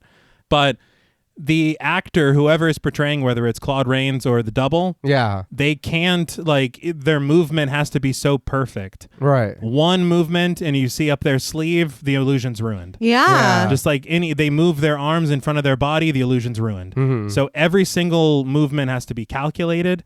We'll get to one scene that I don't even know how they did it. I had to learn, and even knowing how, it's like, holy shit. Okay. But this was so painstaking. And what he had said in the article is that there were so many mistakes made that they caught. Yeah. And because they caught them, whenever they got to about take 20, they would say, okay, now we're really starting. Yeah. So that's one example. Yeah.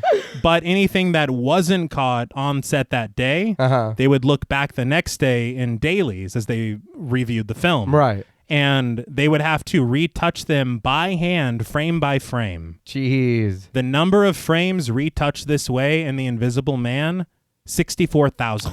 God damn. So you think about the craft. Yeah. You think about this revolutionary special effect, and you think about today and how easy it is. Right. You can buy a green screen. Yeah. And just have it and just open up your software, boom, you're gone. Right. Yeah. I mean, they definitely crawled so that we could run. Yeah. And to go through all of this painstaking madness and this to be the film that you make that people don't really talk about. Yeah. Yeah, that's a lot. And I'll never understand that. To me, I think The Invisible Man deserves as much credit as Frankenstein. Yeah. I agree. Dracula. Yeah. I just, especially for what it pioneered. Right. This is like the birth of nearly everything you see in every film today. Yeah. And I did want to talk about his laugh because we hear it throughout the film and it is so iconic. Right, right. I did read that for his portrayal of the Joker, Mark Hamill. All right. This was his inspiration. Okay. I told your sister, I said, I can hear a little Chucky in there when he's laughing. I was like, that sounds, but thinking about it now, that does sound like the Joker. Yeah. Last night he was like, I feel like he may have been influenced by it. And so when you were like in his portrayal of, I was like lean forward because that would have been wild. Hold on. But no, you can hear it in both. Yeah, for sure. And that's one thing, the influence of this movie, I think whenever we see Jack enter the inn, the way that the snow is, it makes me think, and I know that there were plenty of influences and obviously the original, but John Carpenter's The Thing. Yeah. Okay. And then you think about how The Hateful Eight was inspired by The Thing, and you're like, well, that's back to The Invisible Man. Yeah. Like, there's so many, like, the cultural impact of small moments of this movie. Yeah. It's just amazing. The Hateful Eight was so good. Oh, it was. Underrated. That felt like a play. Yeah. Yeah. Yes, it did. Did you watch the long version on Netflix? I did. Oh, it's good. Yeah, it's really good. It's real good. All right, anyway. All right. But downstairs, the men ask Jaffers what he thinks. Jaffers sums it up plainly. He's invisible. That's what's the matter with him. Oh. All right. My diagnosis? Yeah. But he's like, right. I've seen this before. Like, that's how he's acting. But he posits that if Jack gets the rest of his clothes off, the police won't be able to catch him for 1,000 years, which is a very astute observation. Yeah. Yeah. I'd still be running through the streets screaming, I think. I feel like, oh, absolutely. Yeah. No, absolutely. I feel like that's why I was like, he is so bold. Yeah. Because after I threw that man down the stairs, they would have come back to an empty room. Right. Yeah. Because I would have been ass naked, just standing in the corner. Well, he's gone. That's good. Yeah. He left all his There's no equipment, but he cleared out. He's just sitting in the chair. Yeah, but 1,000 years, you're not gonna live 1,000 years, dude. Well, Come I don't on. know. I don't know what he's capable of. That's a fair point. I've never seen any of this shit before. All right. And again, what I was saying earlier about Sheriff taking the drafts and finally being like, why don't we just use the Invisible Man? Yeah. He said in one of the earlier drafts, the Invisible Man was an alien from Mars. And that's why he was invisible. And not only that, but he was going to send a fucking army of invisible Martians to attack the Earth. Okay. And they're like, why are we doing that? Yeah. I feel like what makes it scary is the humanity of it. Yes. Like, Yeah. Exactly. But Yeah. okay, If you an throw- alien arm, cool. You throw on top of it, he's an alien? Yeah. They're like, but also War of the Worlds. We're doing 2 books. Okay. All right. I'm thinking more Mars Attacks. But, Okay, Mars Attacks. but yeah, no, you're right.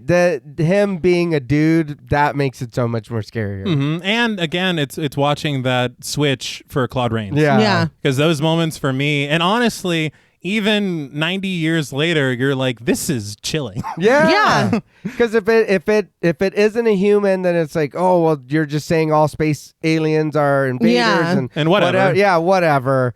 But it's like, oh no, he is still a person. Mhm. That is still just an invisible person. And I mean, and we're about to get back into it. Yeah. But I think, honestly, and I said this in my intro, but the frightening premise of it, as this continues, you realize how scary that actually is. Yeah. Not only as a person who is invisible, Yeah. but as a person who has pissed off an I was invisible gonna say, Yeah. as a person who the Invisible Man has a grudge against. Yeah. Yeah. That's what it's really scary. But with that astute observation, Jaffers leads all the men back up the staircase. Meanwhile, Jack undresses by the fireplace, preparing to scare the hell out of the townsfolk, proclaiming that they've asked for it, and that this will give them something to write home about, and might even be a nice bedtime story for the kids, too. He's already having a blast. Yeah. I could not help but notice that he was not wearing any underwear, but No. that's not my business. Yeah, But in all of these scenes where he's like cryptically, like he's just rocking out with the cock out. Yeah. Like that's hilarious to think about. Yeah, I didn't think about that, but you're right, because he It's does true. just have the shirt on in a second, and it's like, oh, so That's he it. doesn't even He's just Winnie the Pooh. no socks either. Imagine rocking up at 100 Acre Wood. You're like, Jesus Christ. Poo. Fuck, dude. I just wanted some honey. You got to put that away. Right. Everyone's wearing pants but you. But you. Seriously. Unacceptable. But as he disrobes, he disappears, his remaining clothes floating on his unseen frame. Jaffers and the men re-enter the room, but are absolutely terrified to find a white button-up shirt hovering in midair, its arms waving as Jack laughs wildly. The men urge Jaffers to handcuff it, but Jaffers doesn't see how it would be possible to handcuff a shirt. You know that's not just a shirt. Yeah, that's the thing too. Guys, they act like he's wind. It's like, no, you can still see. And you just said, you're like, if he takes all his clothes off, we'll Yeah. lose him. Yeah. That's what confused me for a second, because I was like, can they not grab him?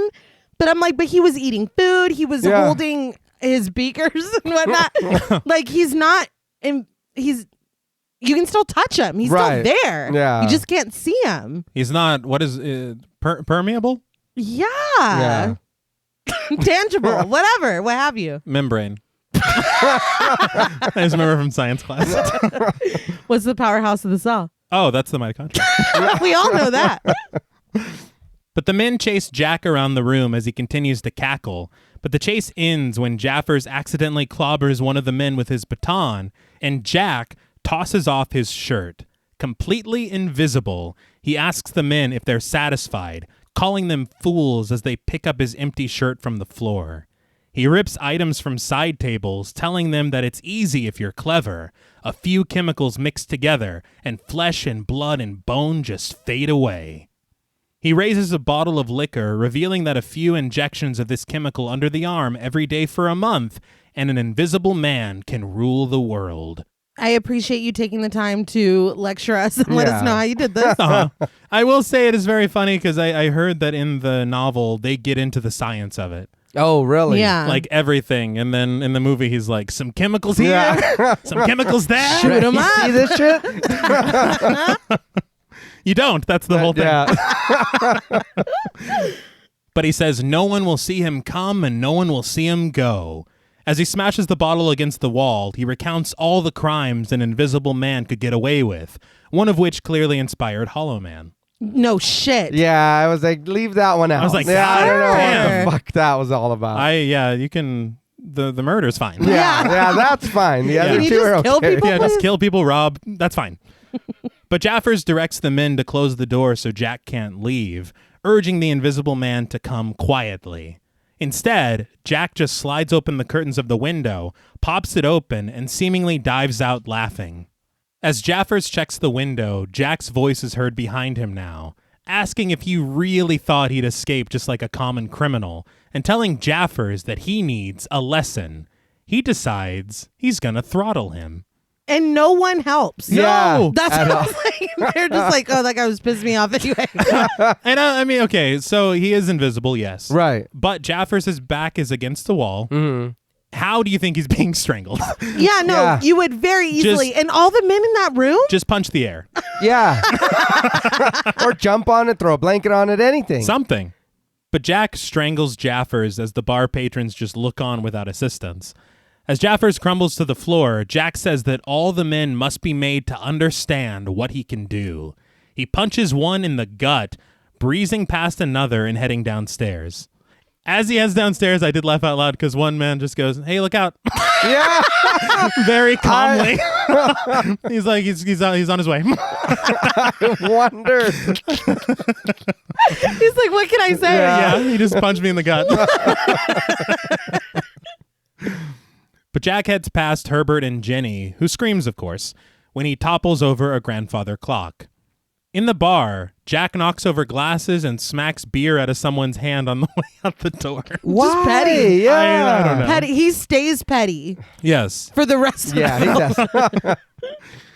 He pushes past the crowd of people outside, stealing a bike and riding away. But after he's chased for a few seconds, he ditches the bike, tossing it at his pursuers, and then throws a broom at them, asking, "How's that for a hairbrush, George Henry?" It's like, What are you talking about? And he did not need to GTA that bike away No. from that kid. Well, he said he was going to steal some He shit. He did. He did. I'm just like, what an escalation. What a day. Yeah. You were performing experiments 20 minutes ago. Yeah. Now you've outed yourself as invisible. You've stolen this child's bike. You've strangled an officer. You punched another one in the stomach. Threw a man down the stairs. Yeah. This is exhausting. It's great. Yeah, it's fun to watch. Yeah. I will say, firstly, with the bike, they attached it to a track that you can't see. Yeah. And then just with wires, they were controlling the pedals. Very nice. And it looks fantastic. It does. But women scream as he steals a hat from an old man and then bashes out the window of a shop, sarcastically reciting the slogan for the NRA, "We'll do our part." It's like, Stop. He's having a blast. he is. And I will say, I did learn on commentary, all of his little "fuck you" lines weren't in the script. Oh my Oh, God. very That's nice. great. They were, I guess, added in post-production. A lot of his lines were. Yeah. But it's just so great. His, like, how about a little fire scarecrow? Yes. I'm like, you love it. But the townsfolk cower and an uncredited mother and her adult son rush to secure the diamonds in their jewelry store. But back at the Lion's Head Inn, Jaffers, who is still alive, I thought he killed him. Yeah. He calls in what just happened to the station, promising that it's the truth. Inspector Bird, played by Harry Stubbs, answers the call at the station and is incredibly disbelieving, telling Jaffers to put more water in his whiskey next time. So much for having faith in your officers, right? I mean, Yeah, and does that mean that they're drinking on the job? constantly. Yeah. Because he wasn't even surprised. No. He's like, we're getting tired of it. Yeah. You took it too far this time. But Jaffers passes the phone off to a battered and bandaged Herbert, who corroborates Jaffers' story. We cut to the city streets where people are gathered, reading newspapers and learning all about the attack and escape of the Invisible Man. But we fade into Cranley and Kemp scouring Jack's laboratory for any clues, but coming up empty. I just want to say I love this laboratory set. Yeah. Yeah. It's fantastic. But in the bottom of the furnace, they do find the remnants of clues, remarking that Jack Griffin wasn't going to leave anything to chance. But Cranley remembers him to never be the one to keep secrets, saying that he would come to him with everything. Now, this pissed me off about Kemp because you've been sitting on it for a month. Yeah. Yeah. That Jack has this secret cupboard, Yeah. and you're letting Cranley believe, like, oh, he tells me everything. Well, he also has a vault. Yeah. Yeah. Like, really? But Kemp does open that empty cupboard, and he sees that there is nothing there. But he does say that he once caught Jack off guard one night. Oh, come on. I wasn't going to say it. I guess it was on my face. Yeah. Jesus Christ. A little decorum, please. Us. Yes. Yeah. People named Jack can be caught off guard. Yes, he did catch Jack off guard. You children. But he says that he saw Jack standing there at the cupboard, and only then it was full of instruments. All right? He's a scientist. He's not doing that here. Maybe he is right over there. We don't know. Well, he does lock the door a lot. See? And there's that machine from Puppet Master. We don't know what it was We doing. do- yeah, We don't want to know. It's a big question mark. I remember him going to the inn, and he's like, now, does the door have a lock?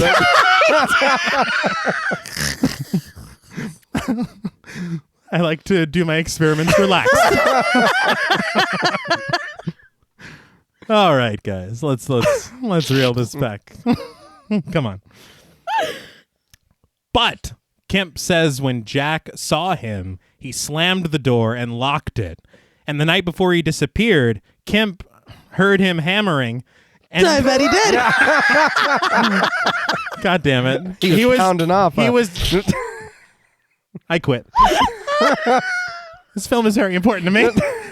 We're not going to do this with the 1933 horror classic, The Invisible Man. We're not doing it. Well, I guess you can't see him doing it. All right. Yeah, could be. We don't know. He was packing. He was. All right. God damn it. Everything is a thing. I can't live in this world. Wow. I'll stop. Go ahead. He took all his materials with him. But he didn't tell anyone for some reason. All right. That Kemp, he didn't tell anyone that he saw this. Yeah. Or heard this. Well, that's why I was like, that wasn't worrying to you that he slammed the door and locked you when you Yeah. went in there? And then you hear him packing, and Yeah. then he's gone for a month. Yeah. He's like, oh, I'm sure it's fine. Yeah. And now time to move in on Exactly. Flora. Yeah. But Cranley, however, finds a scrap of paper covered in dust. He blows it clean, reading it to Kemp. It's a rough note, a list of chemicals, and the last one listed is monocaine. Kemp has never heard of it, but a contemplative Cranley shares that monocaine is a terrible drug that isn't used much anymore. Monocaine's a hell of a drug. So I've heard. Keep going. Yeah, go ahead. Continue. But he says that it's made from a flower that's grown in India that draws color from everything it touches. It was initially thought to be used for bleaching cloth, but they gave it up because it destroyed the material it touched. Kemp doesn't see how this constitutes as terrible, but Cranley has much more to tell.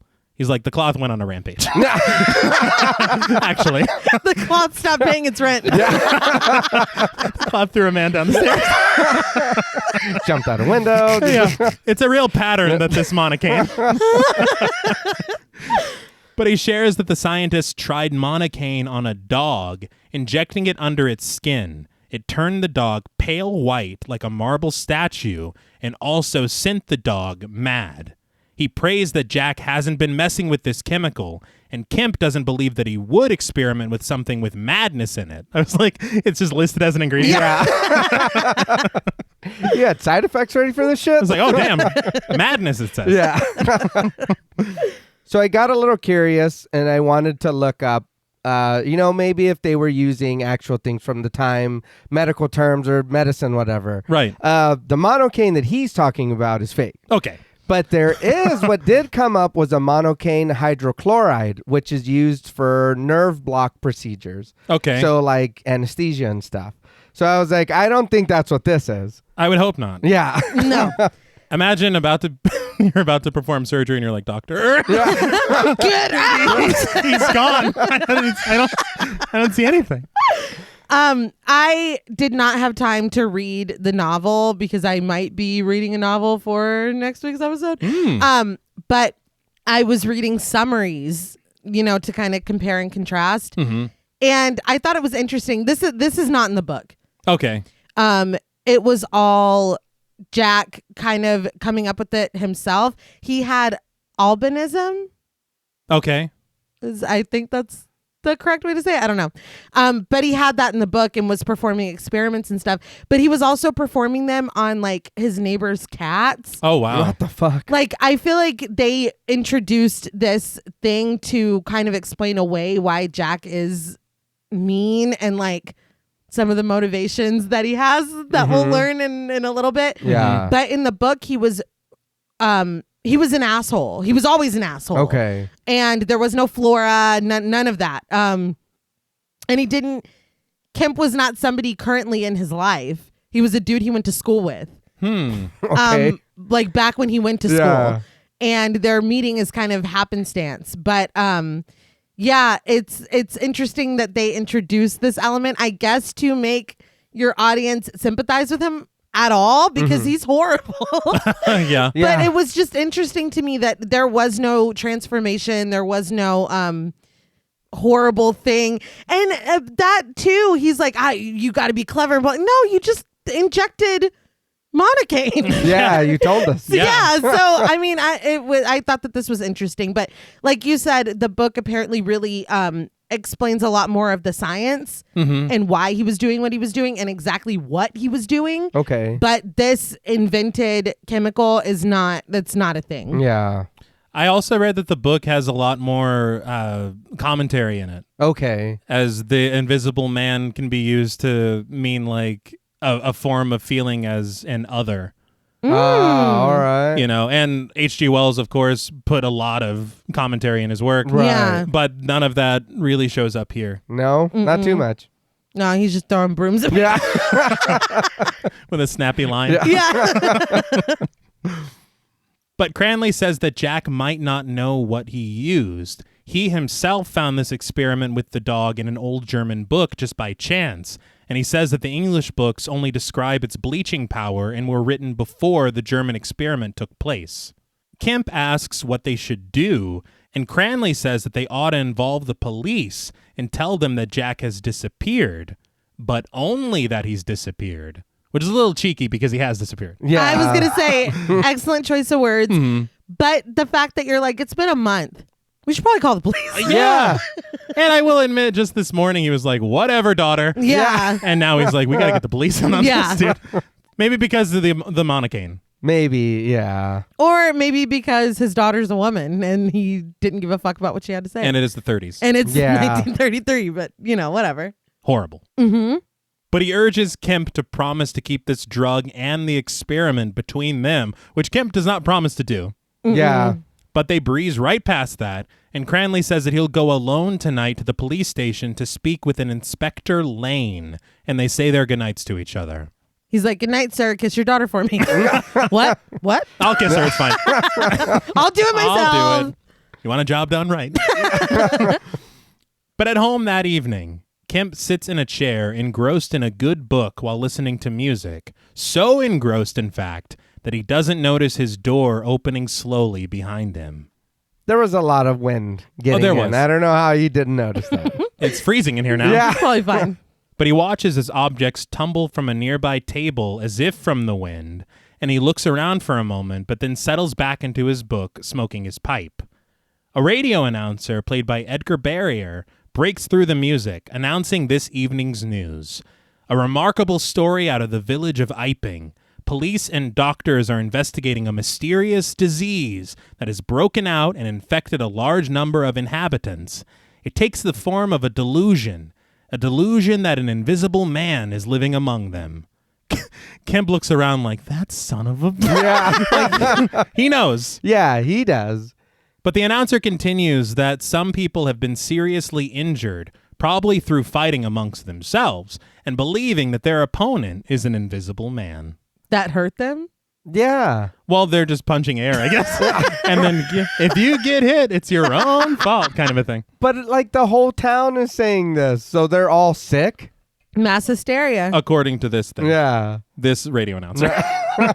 And I will say that, like, the mass delusion, mass hysteria, I understand the thing that took place in France all those years ago. Yeah. Of the dancing till you die. Right. But that's rare. I don't think that happens every week. That reminds me of that story we read on Creep and No Sleep. Oh, yeah. That was a great That one. was was great. Good. Yeah. Song Sorry. and Dance Man. Yeah. That was clearly inspired by that. For sure. Yeah. But this is not real. This is something different. Yeah. This is an experiment gone wrong. Focus. But the announcer says that the whole village is in a state of panic, and everyone. But the radio switches off as Jack's voice finishes. And everyone deserves the fate that's coming to them. Panic. Death. Things worse than death. That's fucking hilarious. Yeah. He's Switching off the Yeah, radio and being I've like, got this. yeah. That's hilarious. he's diabolical. He Yeah. is. But Kemp rises from his seat, looking around fearfully. But Jack tells him not to be afraid. I laughed out loud because he goes, "Don't be afraid. It's me, Griffin. Jack Griffin." I know your voice, dude. Yeah, like the most recognizable voice Yeah. ever. And in the novel, from my understanding, when he flees from the inn, he meets up with an unhoused man and kind of gets him to like pal around with him, and they rob a bank. And I guess the man double crosses him and takes his shit and the money. Yeah. And Jack runs and hides in a random house, and then it turns out that it's Kemp's house. And he's like, oh, I went to school with him. Wow. Oh, okay. Yeah. That's interesting. Yeah. But Jack complains of the cold and his exhaustion, gathering unseen at the fireplace, pulling a chair forward and sitting down.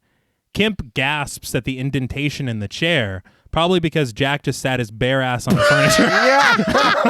If you don't get your balls off my Yeah. fucking chair, You're not dude. a cat. You can't just put your bare ass hole Yeah, like, on my things. Cats don't give a No. fuck. No. Your pillow. All of it. Yeah. You. Yeah. She's like, now look at it. Oh, No, no, dude, I'm trying to eat. I don't want to. But I do want to say this to me is such brilliant work. Yeah. And this is the stuff that we were talking about earlier, that it's very clear how you're doing all these things. Yeah. Yeah. But the thing is that I don't even think Claude Rains is on set. Yeah. You're insisting on Jack's presence through these actions, and there is not one point that I'm like, oh, Kemp is acting opposite no one. Yeah. No, never. You feel it, and that's just very, very expert direction. Oh, yeah. I think James Whale was saying in an interview that he was coming up with these different devices to where you never feel like anyone's alone. Right. And there's such brilliant camera work that does the same. Yeah. It's just so smart. Yeah, it all works because for me, I know there's no invisible man, but for this, it's all believable. It Yeah. all like flows together and it works. Kemp tries to back away, but Jack just tells him to sit down so they can have a decent fire together. Kemp watches as logs are lifted and set onto the grate, but Jack soon grows irate, telling Kemp to sit down unless he wants him to knock his brains out. Okay. I don't remember asking you a goddamn. Tarantino. I told you more would come. But he raises a fire poker above his head, shouting for Kemp to sit down. Kemp does as he was told, and Jack pulls his chair closer, telling him to listen carefully. He says he's been through hell today, and all he wants is food and sleep. But before he sleeps, there's work to do. He asks for a cigarette, and we watch it hover in the air as Jack's invisible hand lights it. The smoke rises from imperceptible breaths as Jack asks Kemp if he has long surgical bandages and a pair of dark glasses. He's like, I found a look that I like. Yeah. Gotta keep this going. But he orders Kemp to get them for him at once. And a dressing gown, too. And pajamas. And a pair of gloves. Yeah. And soft pajamas. Yes. And a high thread count blanket. It's like, you're doing way too much. Well, we learned he's entitled. Yeah. Extremely. And when you feed me, I mustard. Yeah. Don't fucking forget it. There's a mustard at an inn I like. Yeah. think it was stone ground. Look for it'll be labeled stone ground.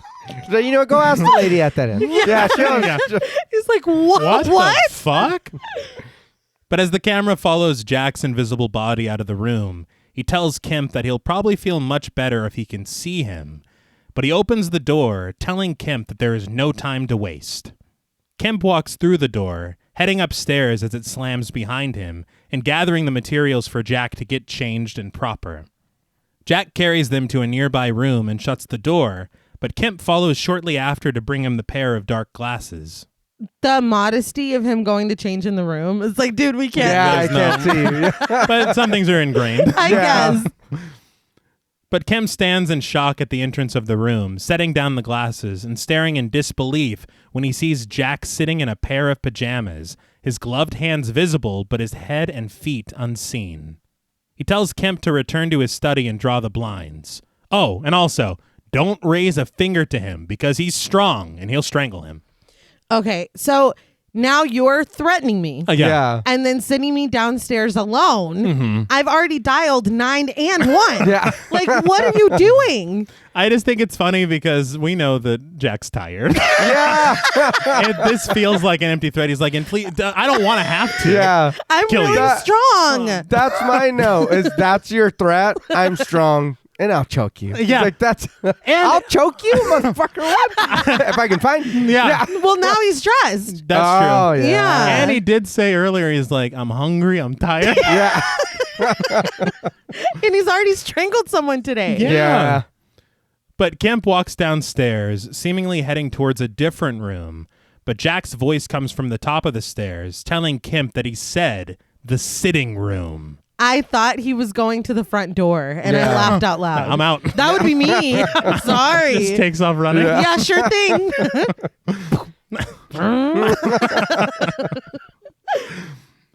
But he tells Kemp that if he tries to escape, he'll follow him, and no one in the world will be able to save him. Kemp nervously makes his way back to the sitting room, closing the door behind him and drawing the blinds. He eyes the telephone on his desk, but then he thinks better of using it. Back at the Lion's Head, Inspector Byrd arrives, flanked by a couple of uncredited officers. Inside, the inn is full of townsfolk who stand when Byrd enters. Annoyed at being made a fool, Byrd directs his annoyance and frustration at them, saying he has a force for 10 miles around the town, but there hasn't been a sign of anything at all. He says that he thinks that their invisible man is just a hoax, sidling up to the halls, saying that a hoax like this would be mighty good for business. He came in hot. He did. Yeah. Well, it's wild. You're searching around town for something you can't find. Yeah. Yeah. Like, I don't even know, how do you even begin this search? How do you end this search? Yeah. No shit. Still got nothing. Yeah, Yeah. I mean, it's kind of the point. But Herbert, furious, says that he wouldn't break his neck to sell a gallon of beer. In response, Byrd launches an inquiry this very moment, saying that he'll interview everyone who thinks that they saw something and get to the bottom of this whole thing right now. The bar, full of patrons who saw something, reorganize their tables so Byrd can get through to each of them.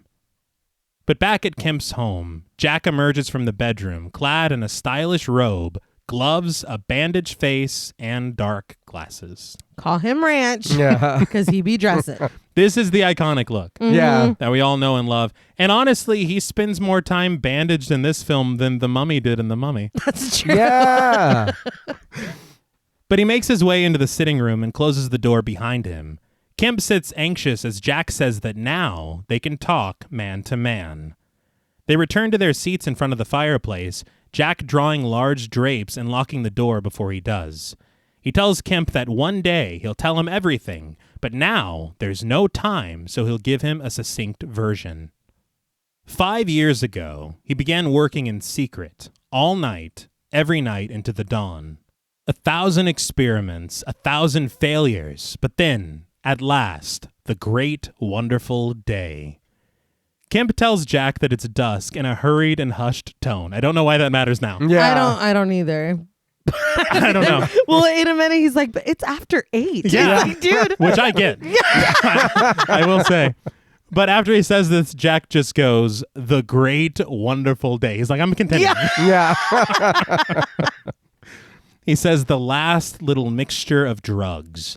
But he says that he couldn't let Kemp watch him fade away, so he packed up all of his things and ran away to Iping for secrecy and quiet to finish the experiment and create an antidote. The way back to being a visible man again.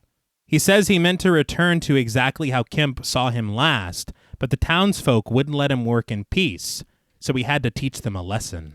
They wouldn't let me trash their room, beat them up, Yeah. and stay for free. It's the free thing, man. Tell the truth. Yeah. Yeah. You were out of pocket. Yeah.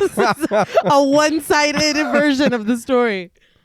Kemp asks why he did any of this at all, and Jack explains that it began as a simple scientific experiment to do something that no other man in the world had done. But he says that he knows now that something changed.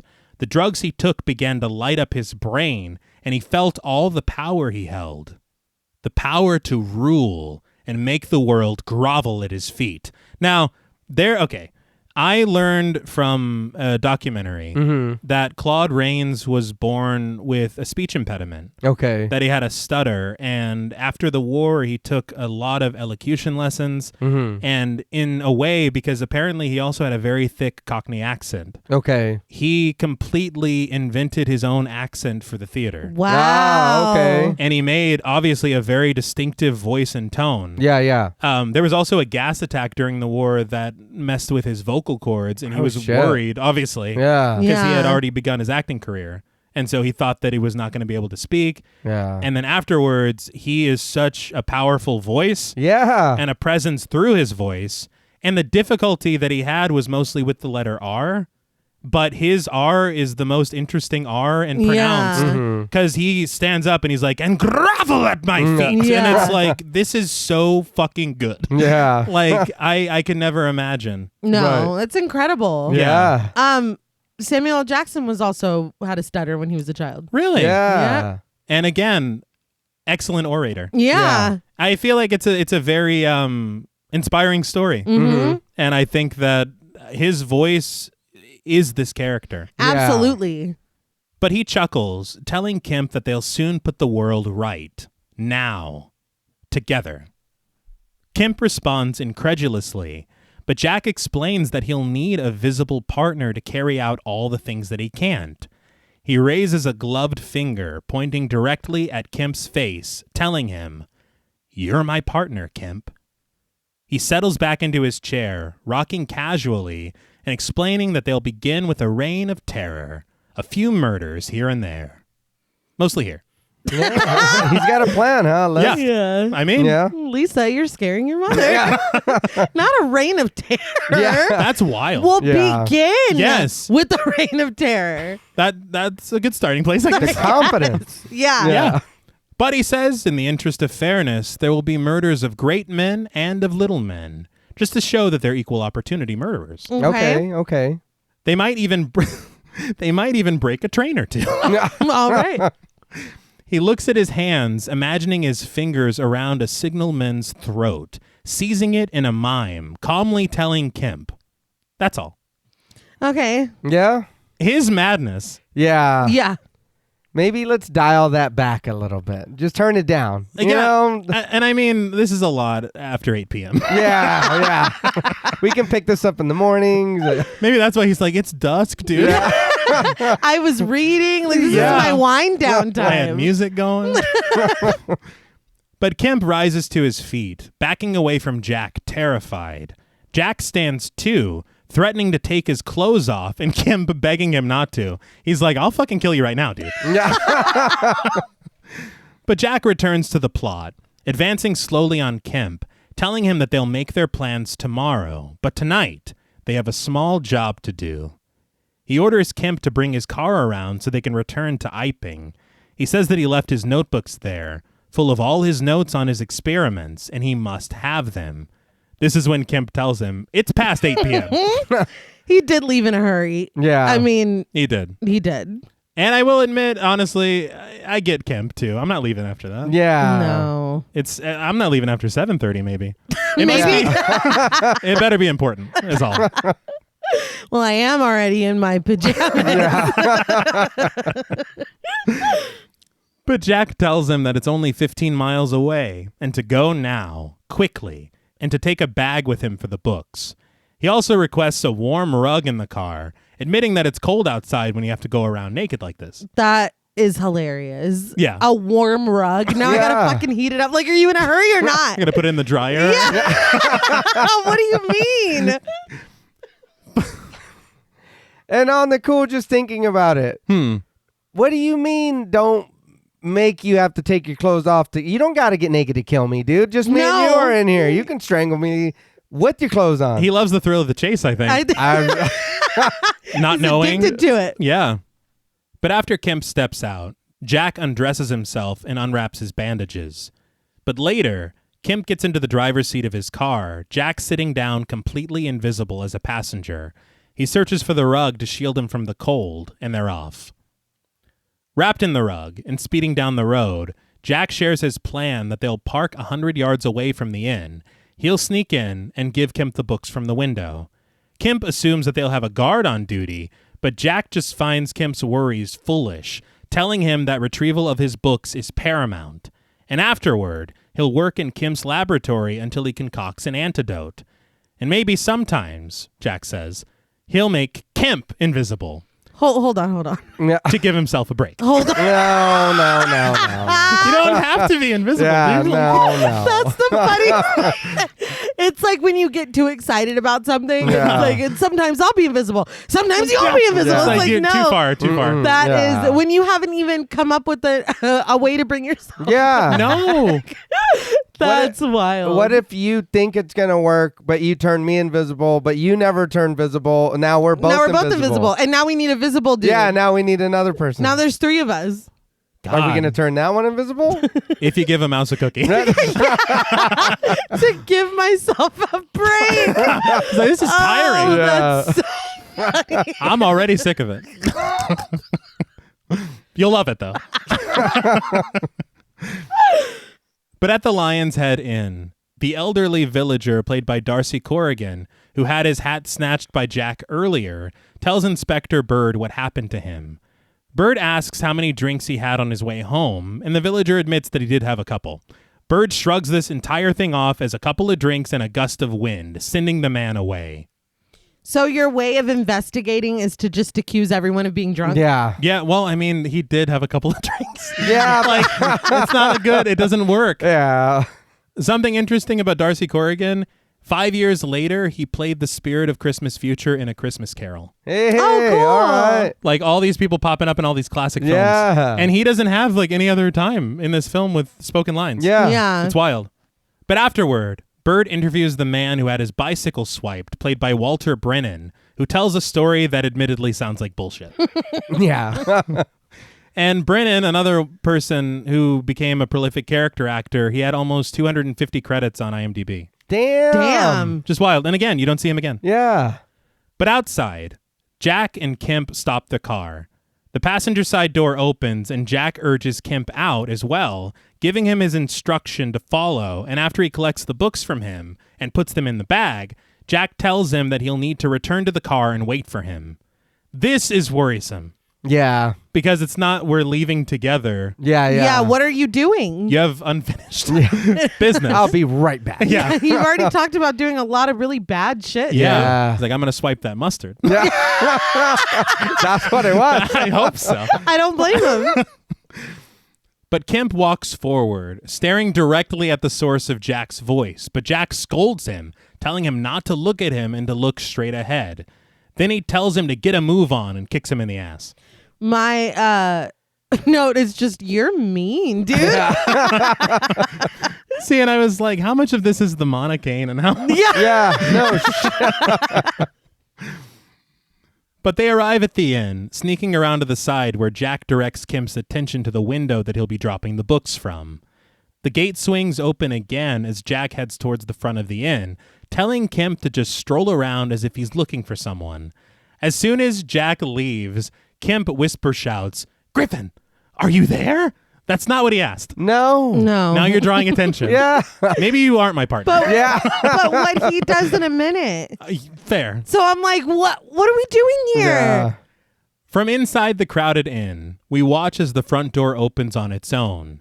Everyone is on high alert, but Jenny says that it was just some neighborhood boys again. She heads outside, and there actually are some neighborhood boys peeking in the window. Yeah. But they're peeking in the window. They're not by the door at all. No, they're not. And y'all are looking for an invisible man. Also Yeah. true. And she's just like, get out of here, kids. It's like, no, They scram. Yeah, they do. did. Well, they talk shit on their way. Yeah, they do. But as the boys scream and shout as they run off, Jack has already snuck behind the bar, and the camera follows his invisible movement up the stairs. I say invisible and not imperceptible because he's making a lot of noise. He Yeah. is. He's not good at this yet. But I will say, again, the camera is following nothing, but I feel like we're following Jack. Yeah. Yeah. But he heads into the room, and we see books close on their own, rise up from the floor, and stack neatly on the table. The table is then knocked over, and the books hover over to the window, where Jack calls out for Kemp before dropping them with short notice into his hands. This is what I was talking about, because he's like, Kemp. Yeah. He was speaking at full You're like, volume. who's upstairs? Yeah. Yeah. Who's he talking to? You didn't creep in here. You're No. not. I mean, it's like, okay, yeah, Yeah. whatever. And this is another thing, again, the effective wire work. Yeah. And the choreography, because you have the books, you have the table, you have the curtains, you have the drapes. Yeah. And the window, and it's all in quick succession. It is. It's great. It is. And it was like oddly satisfying to watch those books stack on each other. Yeah. It was really good. It was really neat. But back in the bar, Bird has had enough and threatens to charge the whole town with conspiracy.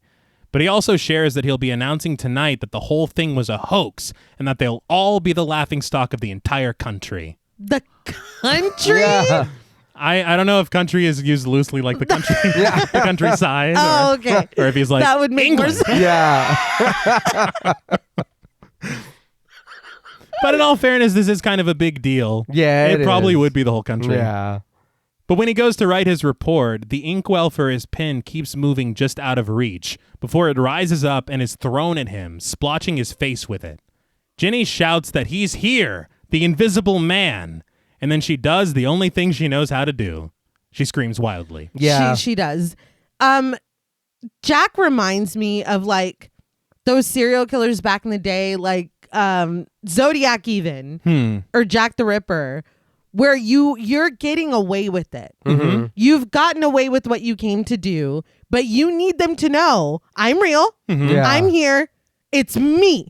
It's just like you could have just left the fucking bar. Yeah. But now you got to do all, you got to be playing with the ink. You got to cause a whole scene just so that you can get credit. When tomorrow he would have been like, it's all a hoax. And you could have roamed around Yeah. and done whatever the fuck you want. Yeah, and That's then true. figured out your Yeah. Yeah. solution. But You it's like, wanted nope. you wanted peace and a space to do your work. You would have had that. Yeah. But you No, couldn't no. just leave. Nope. This is the invisible man speaking. Yes. Exactly. But Jenny then hops onto the table. I was like, it's not the invisible mouse. It's Yeah. But all right. But Jack starts wrecking shop. He pelts Jenny, the bar patrons, and the police with glasses and beer as they all make a mad dash for the exit, running back to their homes. But left alone with Inspector Bird, Jack chokes him to the floor, asking, "All a hoax?" Once lowered to the ground, Jack smashes his face with a bar stool, killing him. That's what I'm. This fool, like, I had no idea how wild the Invisible Man was. No. Because that whole time he's talking shit and he's just like, oh, yeah, check this out. I'm like, dude. I was like, did he really fucking kill him? I was very shocked. See, and I was thinking with Jaffers earlier. Yeah. So I was like, you probably just knocked him out. Yeah. But then later, we'll talk. Yeah. And I have to admit, it was so funny because I watched this a lot as a kid, obviously, but rewatching it after so many years with Jules, it was such an experience because there was stuff like this that I didn't remember. Yeah. I didn't remember him losing his mind in the bar and then murdering a policeman. Yeah. Like some things just were blocked out. Yeah. But he's doing a lot. He's showing his whole ass. Oh, yeah. Yeah. You know, his ass is out. Yeah. It's Wow. We can't see it. No. No. It's just, Yeah, but it's there. it's just for It's him. there. But Jack then returns to Kemp at the car, out of breath, sitting in the passenger seat and ordering Kemp to drive, and for his life, too. As Kemp speeds away, Jack asks him if he heard any screaming. Kemp asks what it was, and Jack says that he had to take in some exercise to keep warm. He casually shares that he killed a stupid little policeman, smashed his head in. You did what? Yeah. I thought we came for books. No shit. As Kemp looks around disturbed by this news, Jack reminds him that they'll start in earnest tomorrow morning. It's like, this wasn't... Yeah. This was just like the previews. This is the appetizer. But we fade into Cranley arriving at the station to speak with Inspector Lane. Before heading inside, Cranley is interrupted by a newsboy played by John Merivale, who is handing out newspapers about the Invisible Man. I was like, it's 9 p.m. No, Yeah. they had it ready quick. I think he's like, night paper. Yeah. Yeah. So, I mean, it is the evening news, of course. Right. But it's wild to think that they wake up the newsboy. They're like, get out of bed. Yeah. We need you on the streets. And They he's had it, doing but this. that Yeah, it's he was 1933. ready. That child was probably working 3 jobs. That's He was right. already Oh, yeah. And labor laws. Yeah. He's working 26 hours a day. yeah, but them being printed up already. Yeah. Oh, yeah. But Cranley snags an issue of the Evening News, and the headline reads, Invisible Man Slays Policeman. The subheading says, Unseen Maniac Proves No Hoax. So again, he ruined his own opportunity. Yeah. But a few locals still debate whether it's a hoax or not, one of them comparing it to a magic trick that they saw once about a disappearing peanut. That was sleight of hand. Yeah. A man is dead. Yeah. I don't think you should really be comparing the two. He's a like, the little peanut also strangled the policeman. Yeah. We were all looking for that peanut. It's just like this. But back at Kemp's house, Jack rests comfortably back in his robe and bandages, sipping a cup of tea. He tells Kemp how it's going to be from here on out. He says that he always must remain in hiding for an hour or two after his meals because the food is visible inside of him until after it's digested. It's like, well, why not just wear clothes when you eat them? Yeah. You don't have to do that. He has Don't know. a lot of stipulations. He does. He says that he can also only work on fine, clear days. If he works in the rain, the water can be seen on his head and his shoulders. Now, this, obviously, the technology, we can't see that here. Yeah. But in Lee Winnell's The Invisible Man Yeah. and in Hollow Man, Yeah. we see water used in a very interesting way, and I think that was born here. Okay. Yeah, that makes sense. But he says that he can also be seen in the fog and in smoky cities where it rests on him like a bubble, or it gives him a dark outline. Now you're saying this like you're doing your science experiments outside. Yeah. You're not. I don't. You have lived experience of Yeah. this. In all fairness, it has been a month, but I don't know how he sees himself to know. Yeah. Like, unless somebody's like, what's that? And he's like, oh, shit. He just runs away. Looks like an outline or a Yeah. bubble. Fuck. Oh, God damn it. Can only work on clear days. I must tell whoever I choose as my partner. But he says that Kemp must always be ready to wipe off his feet or clean the dirt from his fingernails so he's not detected. Hold on. Hold on. So it's a clear day. It's a clear, nice day. Yeah. Mhm. So we can go out wreck and shop or whatever the fuck you have planned for us to do. I have to stop and wipe your feet and make sure that your feet are clean and do your nails. Why can't Jack do this? Yeah. He can see the dirt hovering. Like, just clean I was going to say, I can't even see you, dude. Yeah. How do you want me to see your fingernails to get under there? Like, what do you want me for? Like, what am I? That's my contribution? Yeah. No. It's very necessary. No. But he also gives a bit of wisdom. Since we're so accustomed to watching our feet as we go, it's very difficult to learn how to go downstairs. But he admits that these are trivial difficulties and they'll find a way to defeat everything.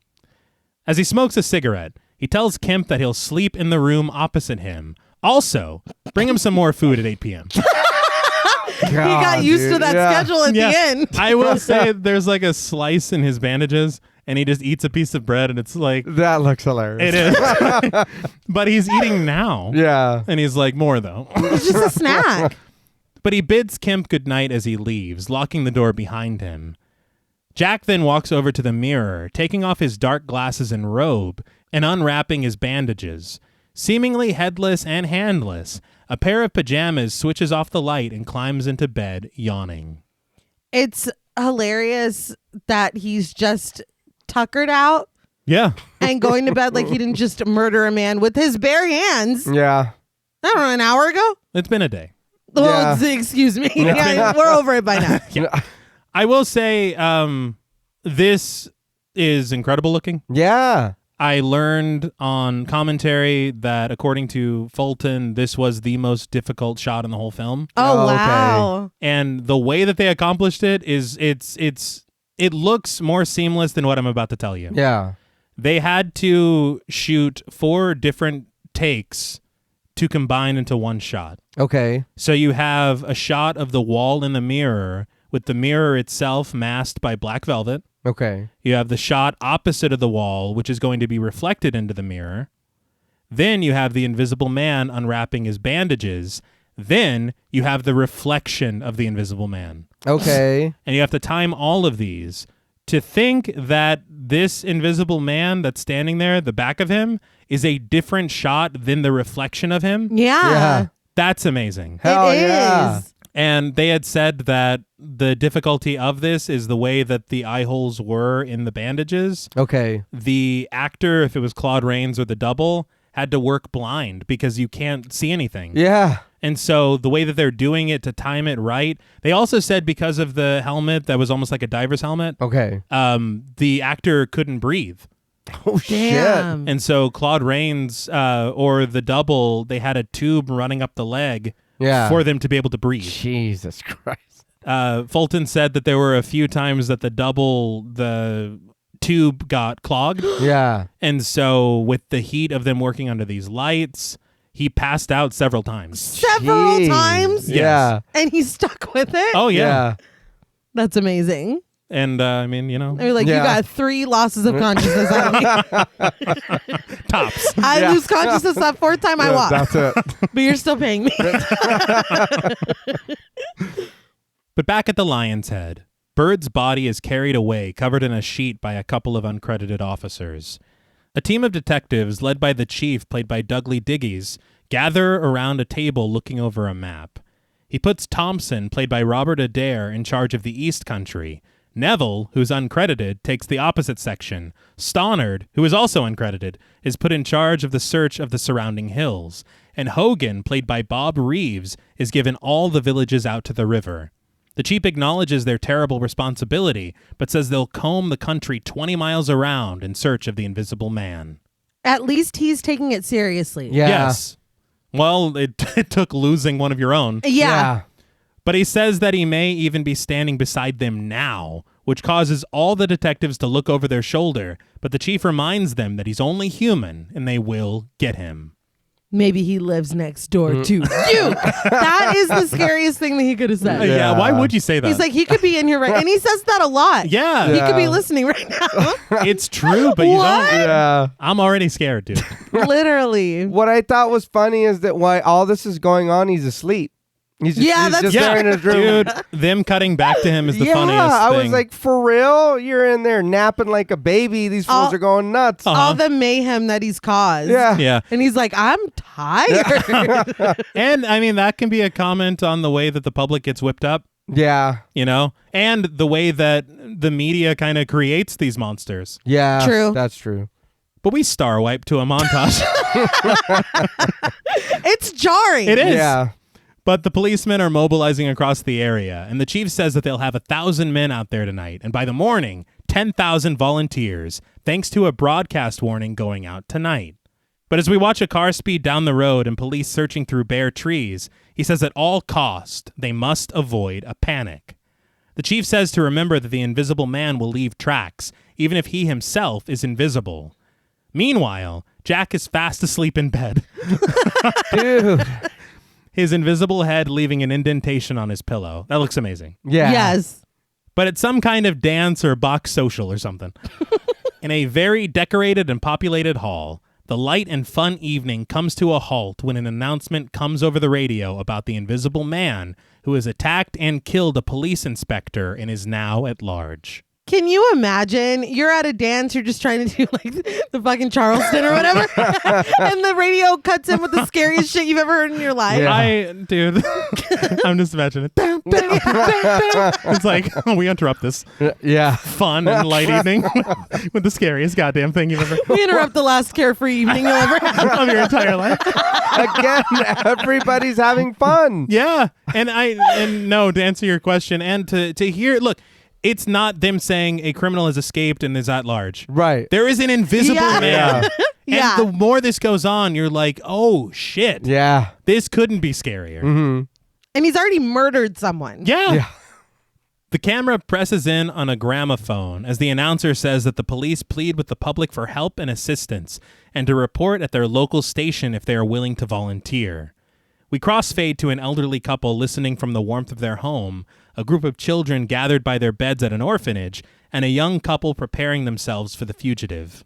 Cut it off in the orphanage. Yeah. The children do not need to fucking hear this. Yeah. Lock the orphanage down. Uh-huh. Cut the radio That off. is kind of wild that they're playing this. Because they're all Yeah. like, oh, fuck. Like, those Yeah. kids are scared to death. Go to Yeah. sleep now, Yeah. children. Well, good night. But the announcer shares that the invisible man works without clothing and will most likely look for shelter, urging listeners to close and lock their doors. He is solid, but cannot be seen. An old man sits by his radio as word of a 1,000-pound reward will be given to anyone who aids in the capture of the invisible man. I think, if I'm not mistaken, because I had to go to 2 inflation sites because of pounds from 31 to 2023 Yeah. to U.S. dollars because I was curious. Yeah. Okay. But that is about 60,000 pounds in today's money. Damn. Say less. 75,000 American dollars. Damn. Say less. I'll go, wrestle with the naked freak. I saw him Yeah. Yeah. He's right around. there. Yeah, grab You him. don't see him? Yeah, and where's my check? But with the camera pulling back from the gramophone now, the announcer urges the public to keep calm and to alert the police of any information. The music then resumes, but nobody feels like dancing. No, how dare you resume the music? Yeah. Like, you didn't just say the worst thing I've ever Yeah. fucking heard in my life. Like, No, dude, no. Yeah. That's over now. Yeah, it's Yeah. ruined. I'm crying. But we're treated to another montage of several doors slammed, locked, bolted, chained, and barricaded. So again, I love the zooming into the gramophone, Yeah. coming out of it, and then also this, that has to be commentary on being whipped up into a frenzy. Yeah. And the absolute audacity, but keep calm. Yeah. But here's this insane amount of money that we're going to dangle in front of you. Yeah. And also the man is invisible, so Yes. fire wildly into the night. It's like you have set up a perfect storm for something awful. Mm-hmm. Yeah. But they keep saying we can't let the public panic. Yeah.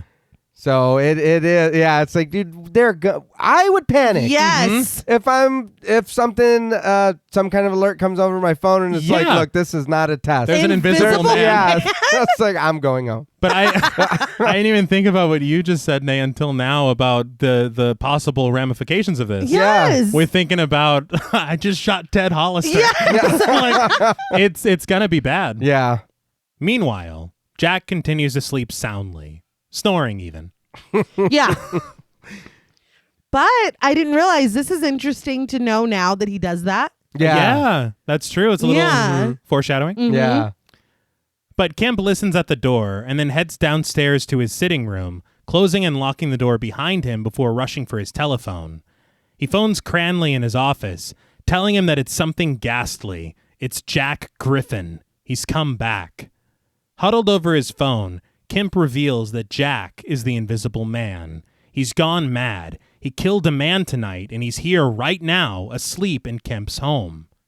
Cranley tries to keep Kemp calm, telling him that no one else knows that the Invisible Man is Jack Griffin, so he'll be around in the morning. Kemp's like, the morning? So was I. He tells him he needs to come here now. Cranley says that this would only draw suspicion from Jack, and he urges Kemp to keep him calm and quiet for the night.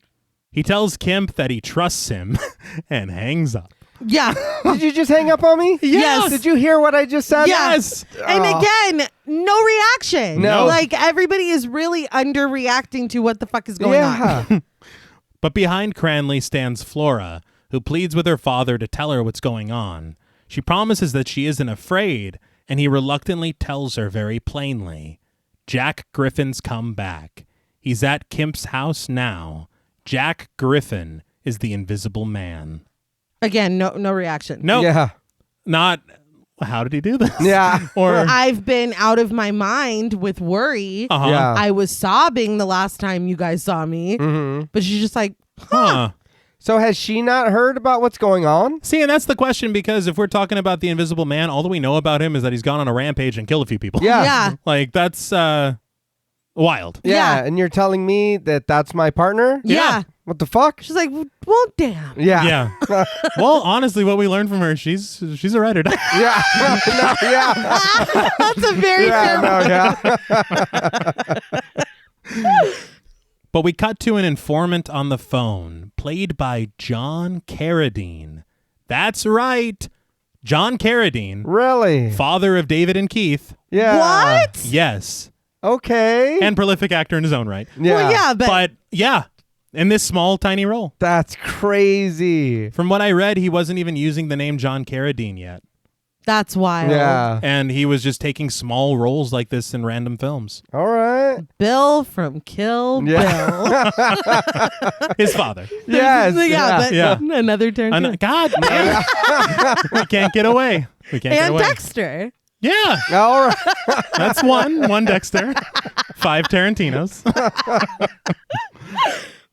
But the informant phones the police, reminding them of how the Invisible Man splashed Inspector Byrd with ink. He suggests spraying the Invisible Man with ink until they hit him and can see him, and then they can shoot him. A second informant, played by Leo White, suggests watching for the Invisible Man's breath in the cold weather. But a third call comes into the police. From Kemp. Rather than wait on Cranley, he tells them that the Invisible Man is in his house, asleep upstairs, and to come at once. This did make me laugh because he hung up on him and he's like, you know what, fuck this. Yeah. I'm not sleeping in the house with this. There's no fucking way. And then when he calls, he goes, is this the police? Yeah. That made me laugh. It's like I dialed 3 numbers very frantically. Just Domino's Pizza. Yeah, what are you doing? I don't know. This dude's gonna fucking throttle you. Yes, Yeah. he's told you. Yes. That's where I was. He's like you said, he got off the phone or dude hung up on him and Yeah. he's like, oh fuck that. It's like, dude, you've been warned. You picked him up after he just killed After somebody. he murdered someone Yeah. and was just talking about it like he went to pick up groceries. And he's And, asleep. Yeah. but he could be in the room right now. Yeah. Oh yeah. Better listen for that snore. But Jaffers takes the call, reluctantly telling him that there's only 5 men left at the station and everyone else is out searching. But he says that they should send 100 men. But back with the Cranleys, the doctor tells Flora to just let he and Kemp handle it. And when Flora asks if she can see Jack, Cranley tells her that she can, but only when he's well. But Flora convinces him that her influence will be more effective on Jack than anyone else, even when he tells her that Jack is unhinged and not in his right mind. Cranley once again suggests that they just do it in the morning. Procrastination king. Yes. But Flora reminds him that this is life or death and rushes upstairs, telling him that she'll go it alone. But at his home, Kemp nervously peers through the drapes for the arrival of the police, but is startled when there's a knock on the door. He very suspiciously calls out, "Who's that? Who's that?" Yeah. Why would you do that? Be quiet. Of course it's Jack, but you don't want Jack to know you're afraid. Yeah. But Jack just calmly asks Kemp to unlock the door and let him in. Kemp does so fearfully, but then come the questions. Kemp says that the reason he's down here is because he couldn't sleep, and he locked the door because, well, he was afraid. Jack, his face bandaged and wearing his robe, reminds Kemp that there's no reason to be afraid. They're partners, bosom friends. Not bosom friends. Yeah. That's even more than friends. Yeah, but you don't sound like it. I don't Yeah. believe you. No. But to prove this, Jack puts a friendly gloved hand on Kemp's shoulder, reminding him of their busy day ahead tomorrow and telling him that he must sleep. He guides Kemp back to his bedroom, but very loudly and through a large window, a car pulls up outside. Jack offers a calm, "I see."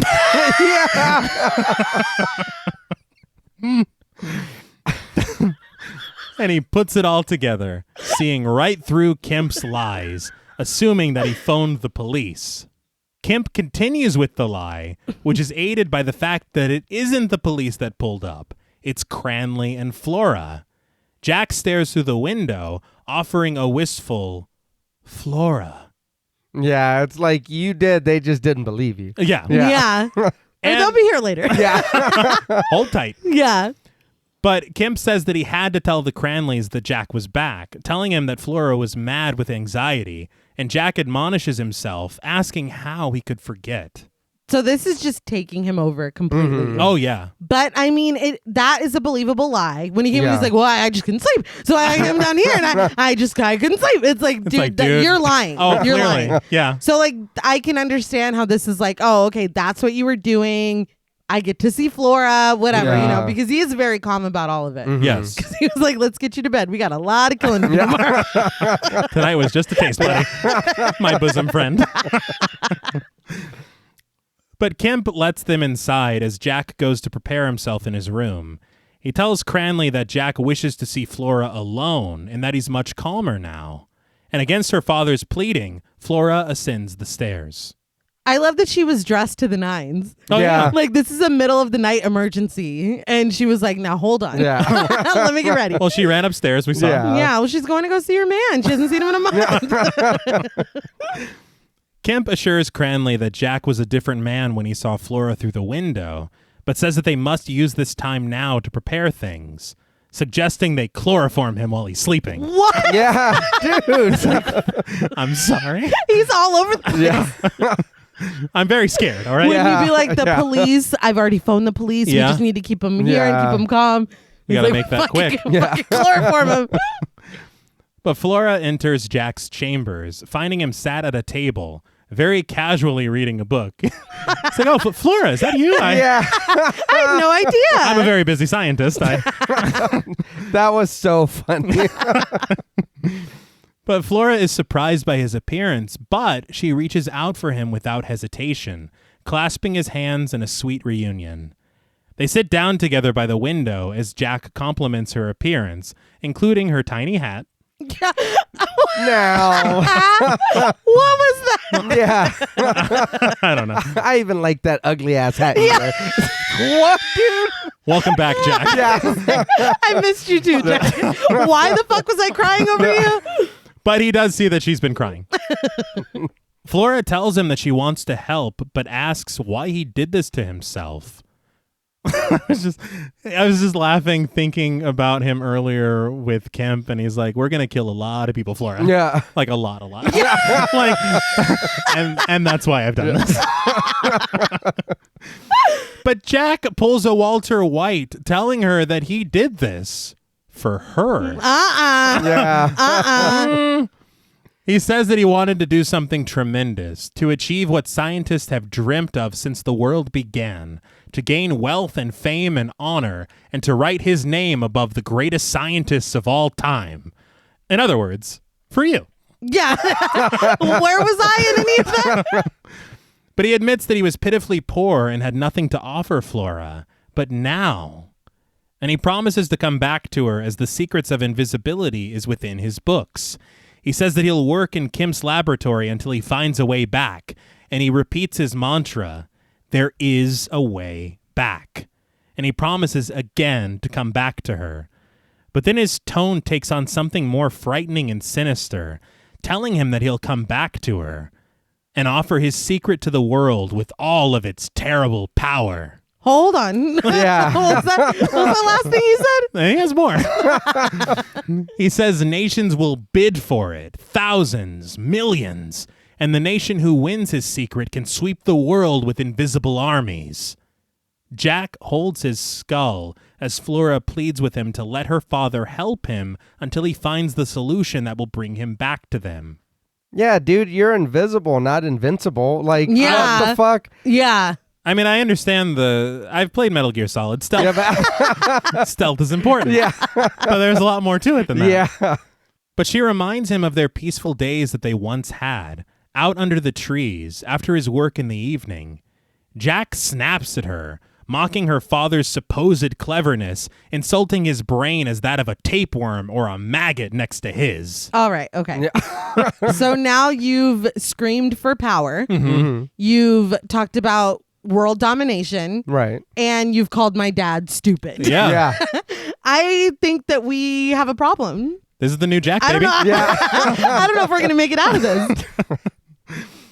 He asks if she understands what invisibility means. It means power. Power to make the world grovel at his feet. Flora tries to appeal to him, telling him what her father discovered about Monocaine that he even doesn't know. It changes you, and it makes you feel differently. She begs him to stay with them and fight this thing out together. Jack counters. Power, I said. Listen. You did another bump, didn't you? And I'm back. It's like, God damn, he's got a one-track mind. Yeah. He's putting Monocaine in his gums. Jack, please. But he says it's the power to walk into gold vaults of nations, into the secrets of kings, into the holy of holies, power to make multitudes run and squeal in terror at the touch of his invisible finger.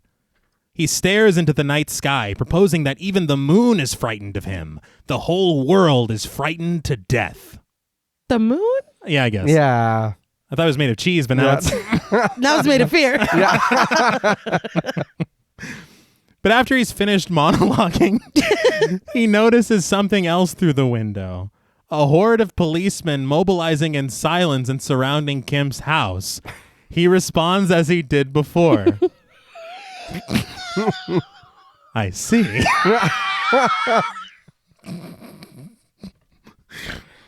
He's taking it in stride. Yeah.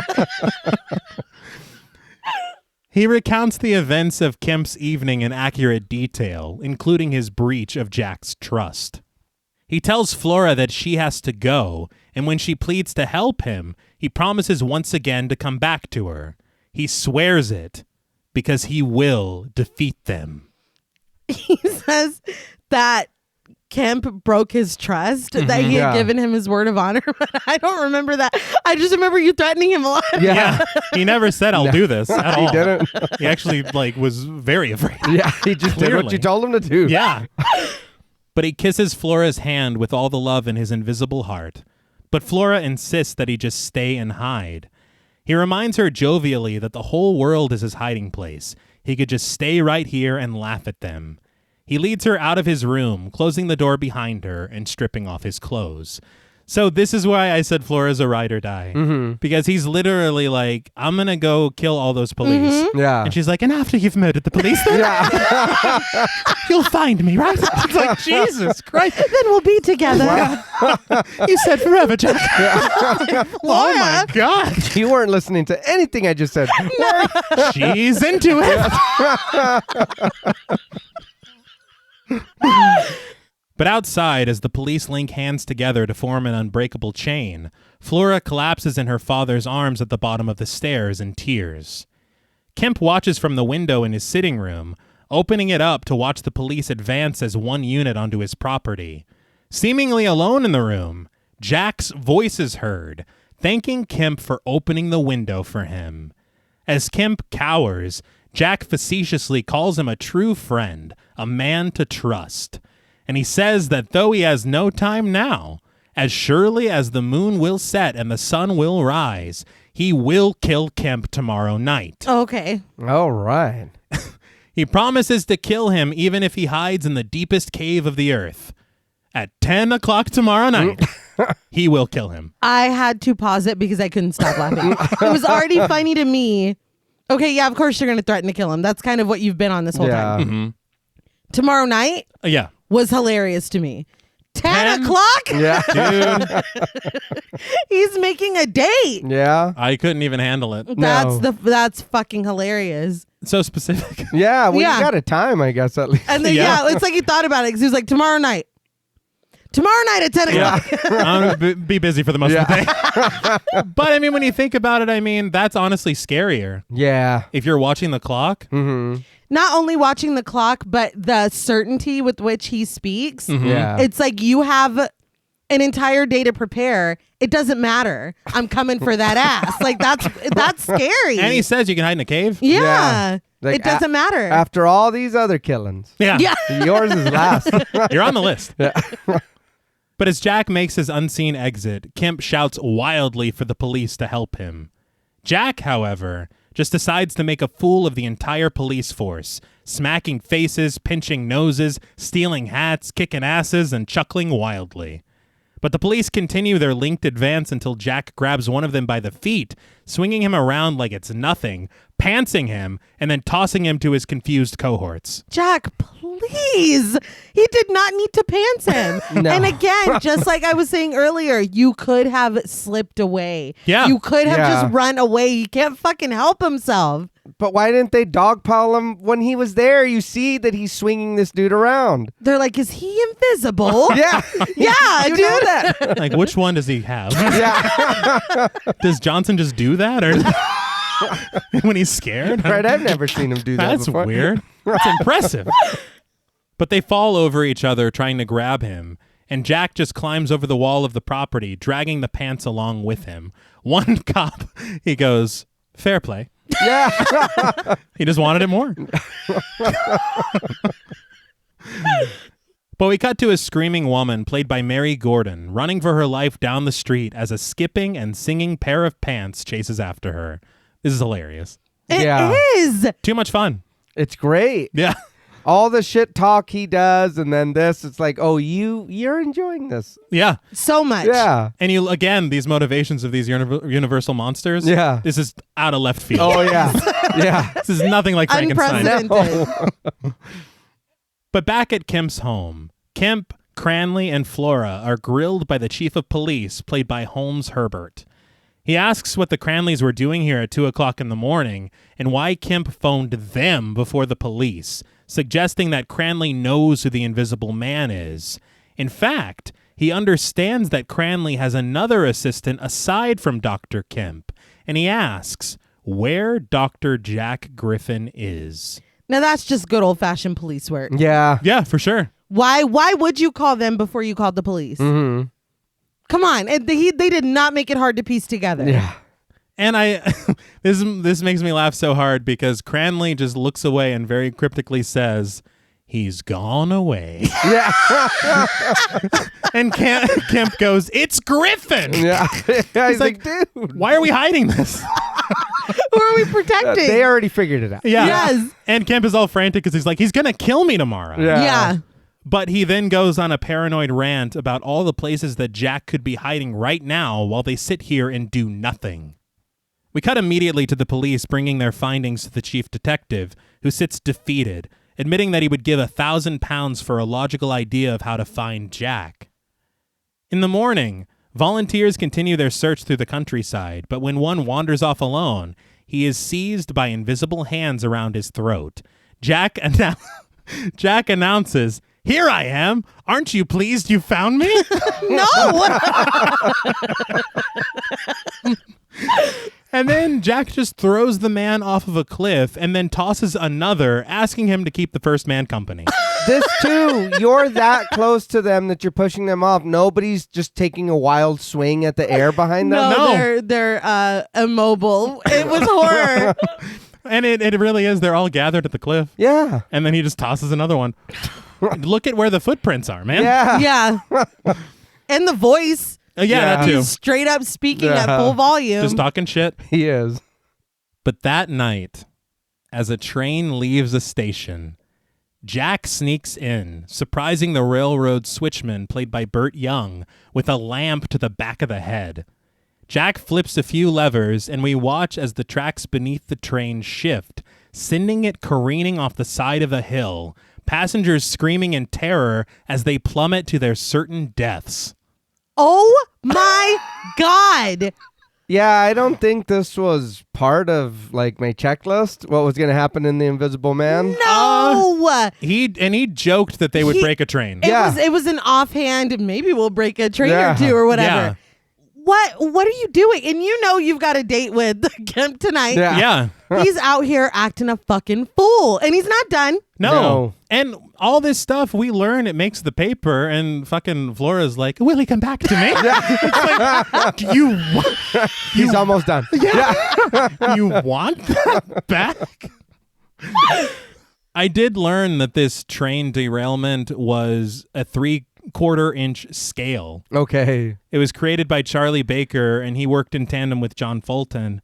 But it was reused in a ton of different Universal projects because they were all so proud of it. Oh, very nice. They should be. Yeah. It looked great. Yeah. But we then cut to behind the desk of a bank, a till slowly floating outward and above the heads of oblivious bankers and carried outside.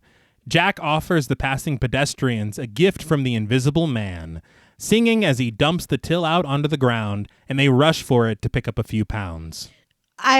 This was quite confusing to Yes. me on a lot of levels. Firstly, I don't think that I knew all the words to Pop Goes the Weasel until he sang it. Watching him murder this train full of innocent people and then do this weird fucking Robin Hood shit at the bank was very confusing. And also, nobody saw that fucking till floating out the door. Yeah, no shit. I know that we're all busy and our minds on our money or whatever, but not one person saw that. No, and he was slow about it. It was no urgency. No. And then to go out there and be like, everyone, Merry Christmas. It's just like, I thought you were evil. Yeah. Yeah, that's my same note. So you killed a train, you knocked over a train, probably killing a bunch of people in there. Definitely. Who knows what else goods and services that were being transferred on there as well. Then you go rob a bank and give it away. Yeah. What? Just give it away. Yeah. He's a complicated man. He was in a good mood after the train thing. But we fade to a room full of policemen, detectives, and reporters. The chief detective sharing that 20 members of the search parties have been killed, and the train disaster resulted in over 100 deaths as well. With the Invisible Man having been reported in over 100 locations, he pleads with the reporters to keep the public calm. Well, it kind of looks like he may have been in 100 different Yeah. places. I 'cause mean- he was showing out. Yeah. He's very busy. Yeah. But one reporter, played by Dwight Fry, steps forward asking what plans they have for catching him. Dwight Fry, Renfield. Yeah. Okay. See, I My jaw thought already he looked dropped. fucking familiar. I was like, that guy looks familiar. And then after that, I was like, oh, all right. My Yeah. favorite. He's All right. he's a mainstay in these original Incredible. Yeah. Universal, and even in small roles like this. Yeah, you I'm gotta a get him fake in fan. there. I Yeah. didn't even see him. Well, he was wearing glasses. No, he was, yeah. He wasn't shouting about bugs. Or eating spiders screaming. But the chief responds that 100,000 men are searching and watching, but the reporter was hoping for something more concrete. After learning of a 2,000-pound reward, the reporter suggests the use of bloodhounds or wet tar to chase after his footprints, but the chief isn't up for it. But he says that they have one hope, but he won't share it here because the Invisible Man could be in this room for all they know. It's really scary that you keep saying that, but Yeah. he is really smart and tactical about this. Yeah.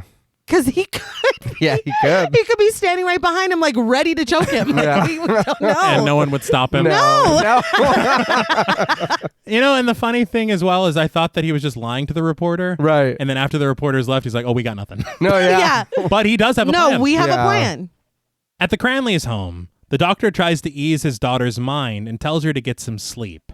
The camera presses in as she sits in a chair, distraught, Cranley telling her that there's nothing they can do but hope that the police take him without harming him. But she stares longingly at his picture after her father leaves and breaks down and sobs. Back with the detectives and constables at Kemp's home, the chief detective has his subordinates sweep the room with a net to make sure that they're alone, and once they are, he has them sit crisscross applesauce in front of him. I feel like making them sit like children at story time was a power move. Yeah. And somebody I'm the should have, chief. yeah, someone should have thrown a few kicks in the fireplace. just in case. Just in They case. just light the fire and hear screaming. But the chief shares his plan. With Dr. Kemp in attendance, and this is when I realized they're still in Kemp's home. They're just using it as headquarters. Yeah. But the chief says that they have an opportunity tonight to stop the Invisible Man. They know where he intends to be at 10 o'clock, and he's certain that Jack will appear, and even more, he'll probably scope out the place beforehand before making his move. So, at 9:30, Kemp will leave for the police station with a police escort, and Jack is certain to be nearby to carry out his plan. Kemp rises to his feet, furious that he's about to be used as bait, but the chief promises that he'll be safe. Kemp exaggerates Jack's abilities, saying that he can walk through walls, which... No, Yeah, no, no. he can't. Inconclusive. You Yeah. opened the window and he was like, thanks for opening the window for me. Yeah. Like, I can't walk through these. He knocked on the door earlier. He Yeah. did. He could have just, whatever. He's just scared. And this is another difference in the novel, because in the novel, Kemp is like, I'll be the bait. Oh. He's coming after me because he calls the police on him. Yeah. He's like, he's coming after me. Just stick with me and we can catch him. Right. So, I mean, it's like they really make him kind of a piece of shit in the movie. But Kemp insists that he can't sit waiting at the police station. He says Jack will murder them all, take the keys, and then come for him. The chief meets him halfway. If Kemp is afraid to stay at the police station, there's a secret way out through the inspector's private house, and he can leave immediately once he arrives. He says they'll disguise him as a policeman, and he can exit with other uniformed police officers undetected.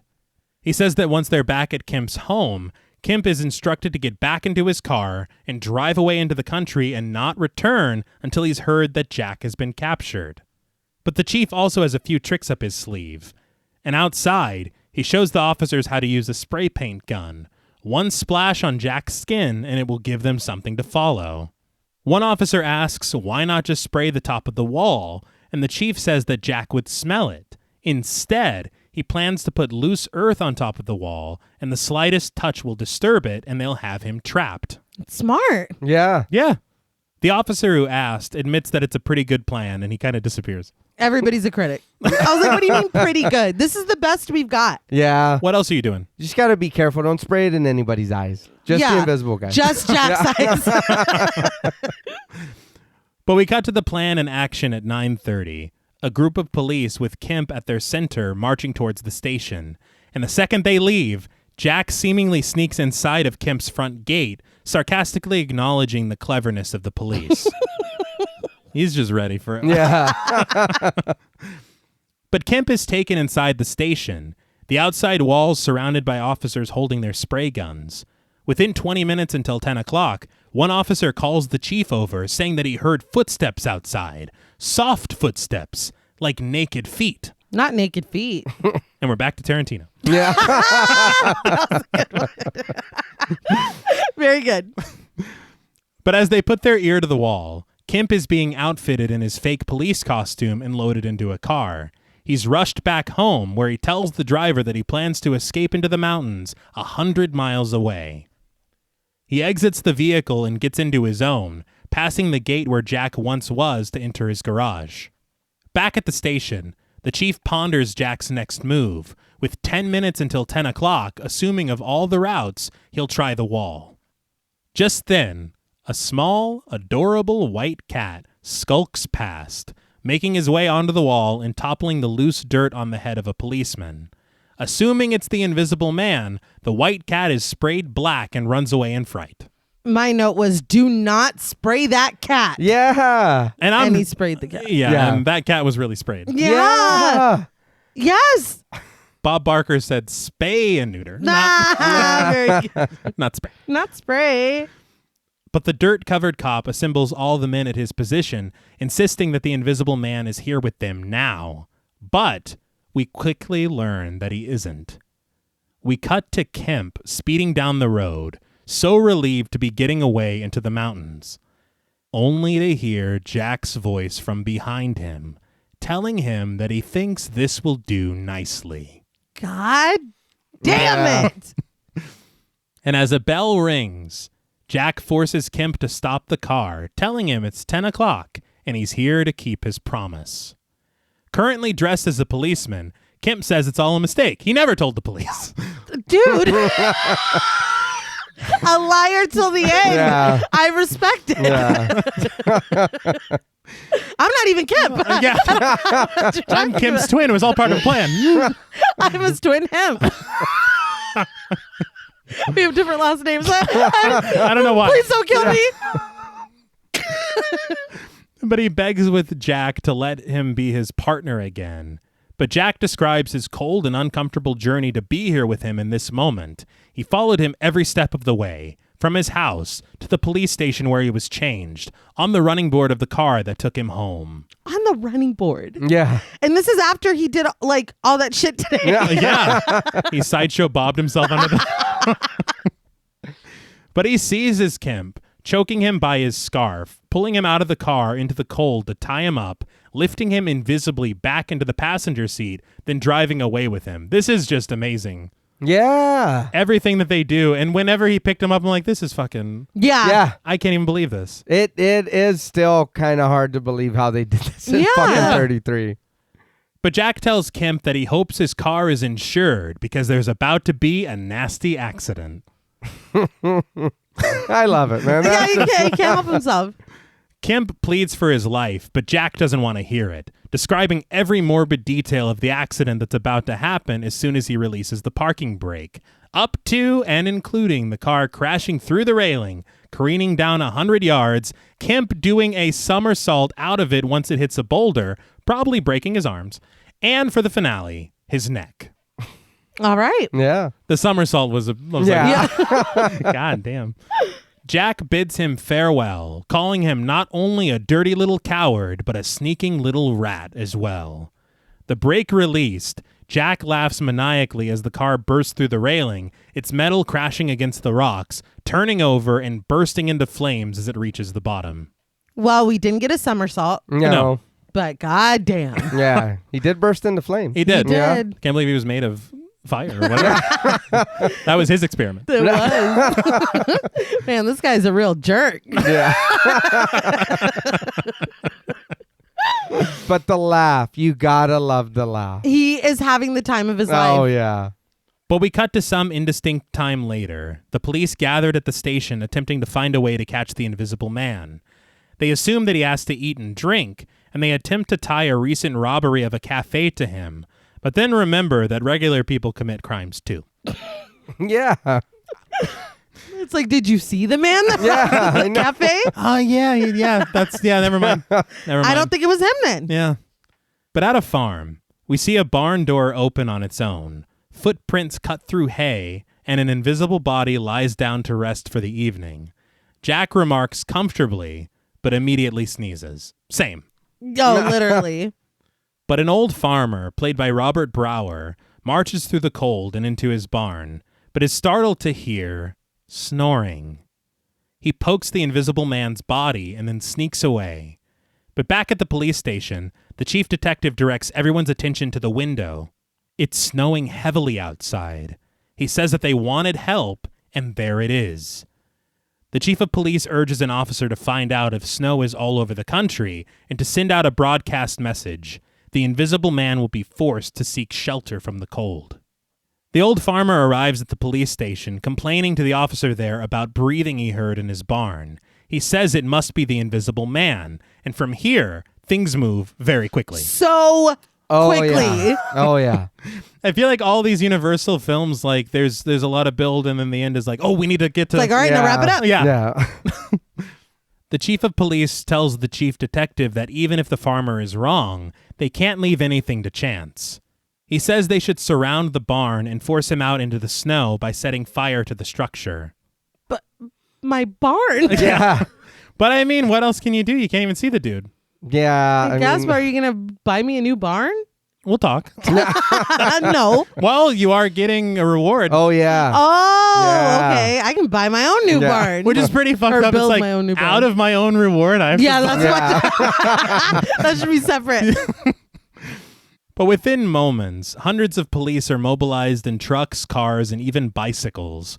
They venture through the snow with the old man, who directs their attention to the windowless barn, and he earns that 1,000-pound reward for his efforts. The chief directs his men to surround the area, and we watch them take their positions. All covered in snow, the chief detective says that they must fire now, and he urges the men to move in single file to leave the snow for the invisible man's feet alone. Wood is gathered around the barn, doused in gasoline and set aflame.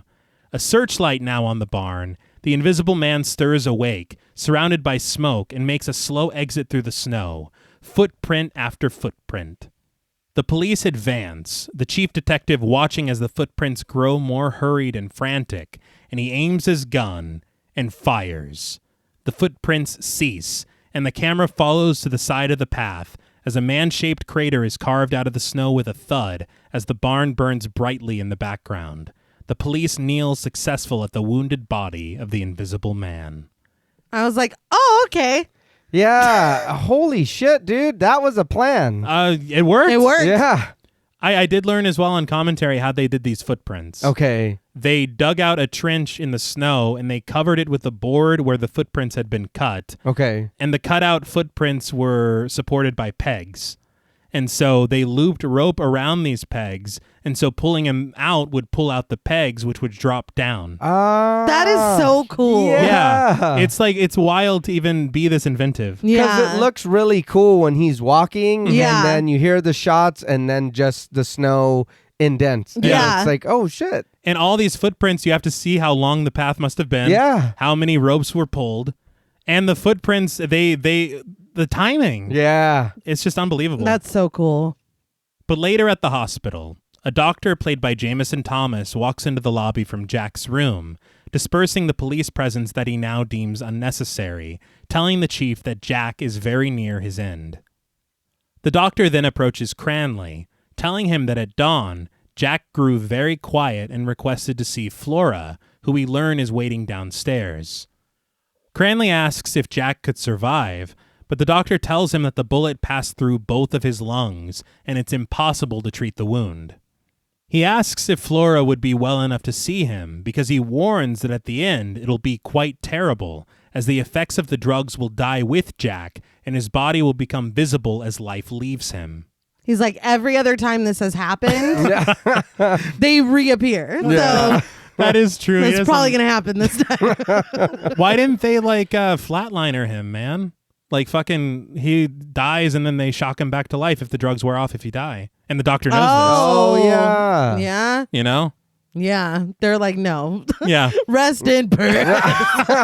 He did derail a train. Did a lot. Yeah, he needed to be stopped. Yeah. Too much. I mean. But Cranley gathers Flora and they walk into Jack's room where he lies in invisible mass under the blankets.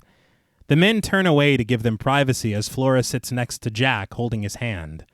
He tells her that he knew she'd come and that he wanted to come back to her, but he failed. I mean, like, you could have instead of all the shit you were running around and doing, but, you know, whatever. Yeah. You know, honestly, the same night that they had their heartfelt reunion was the night he derailed that train. Yeah, no shit. So, I mean, priorities, but god damn. Jack says that he meddled in things that man must leave alone. He lets out a weak groan as Flora calls out to her father, who holds his daughter close to him as she cries. In a tight shot above Jack's bed, we see the indentation of his invisible head at his pillow, features slowly fading in.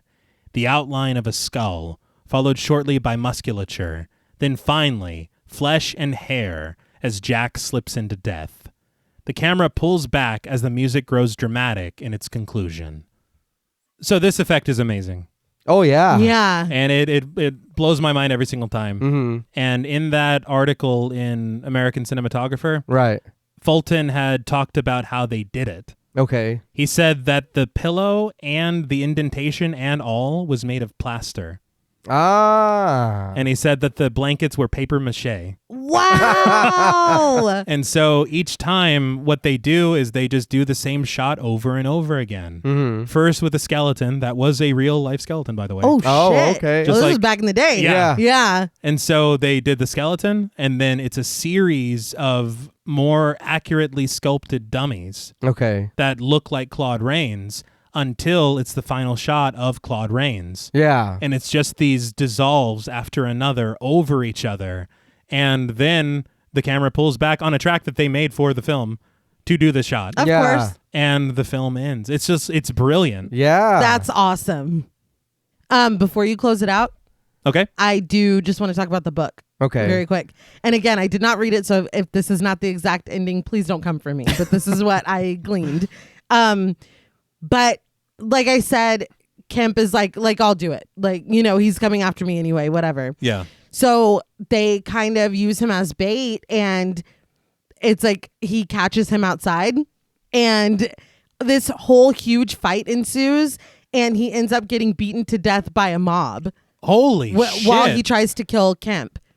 And Kemp still tries to save his life, but it's too late, and he reappears on the ground outside. Yeah. But then there's like this little epilogue where the unhoused man took all that money that he took from Jack, and he owns like an inn now. Hey. And he still has all of Jack's books and stuff, and he's like, I'm gonna make it happen. Like, I'm gonna do it again. But like a lot of the pages were ruined, and some of them are in different languages, so it's like heavily implied that he's not gonna make it happen. Yeah. But it's like, dude, after what? Okay. Yeah. He's like, no, I'll do it right though.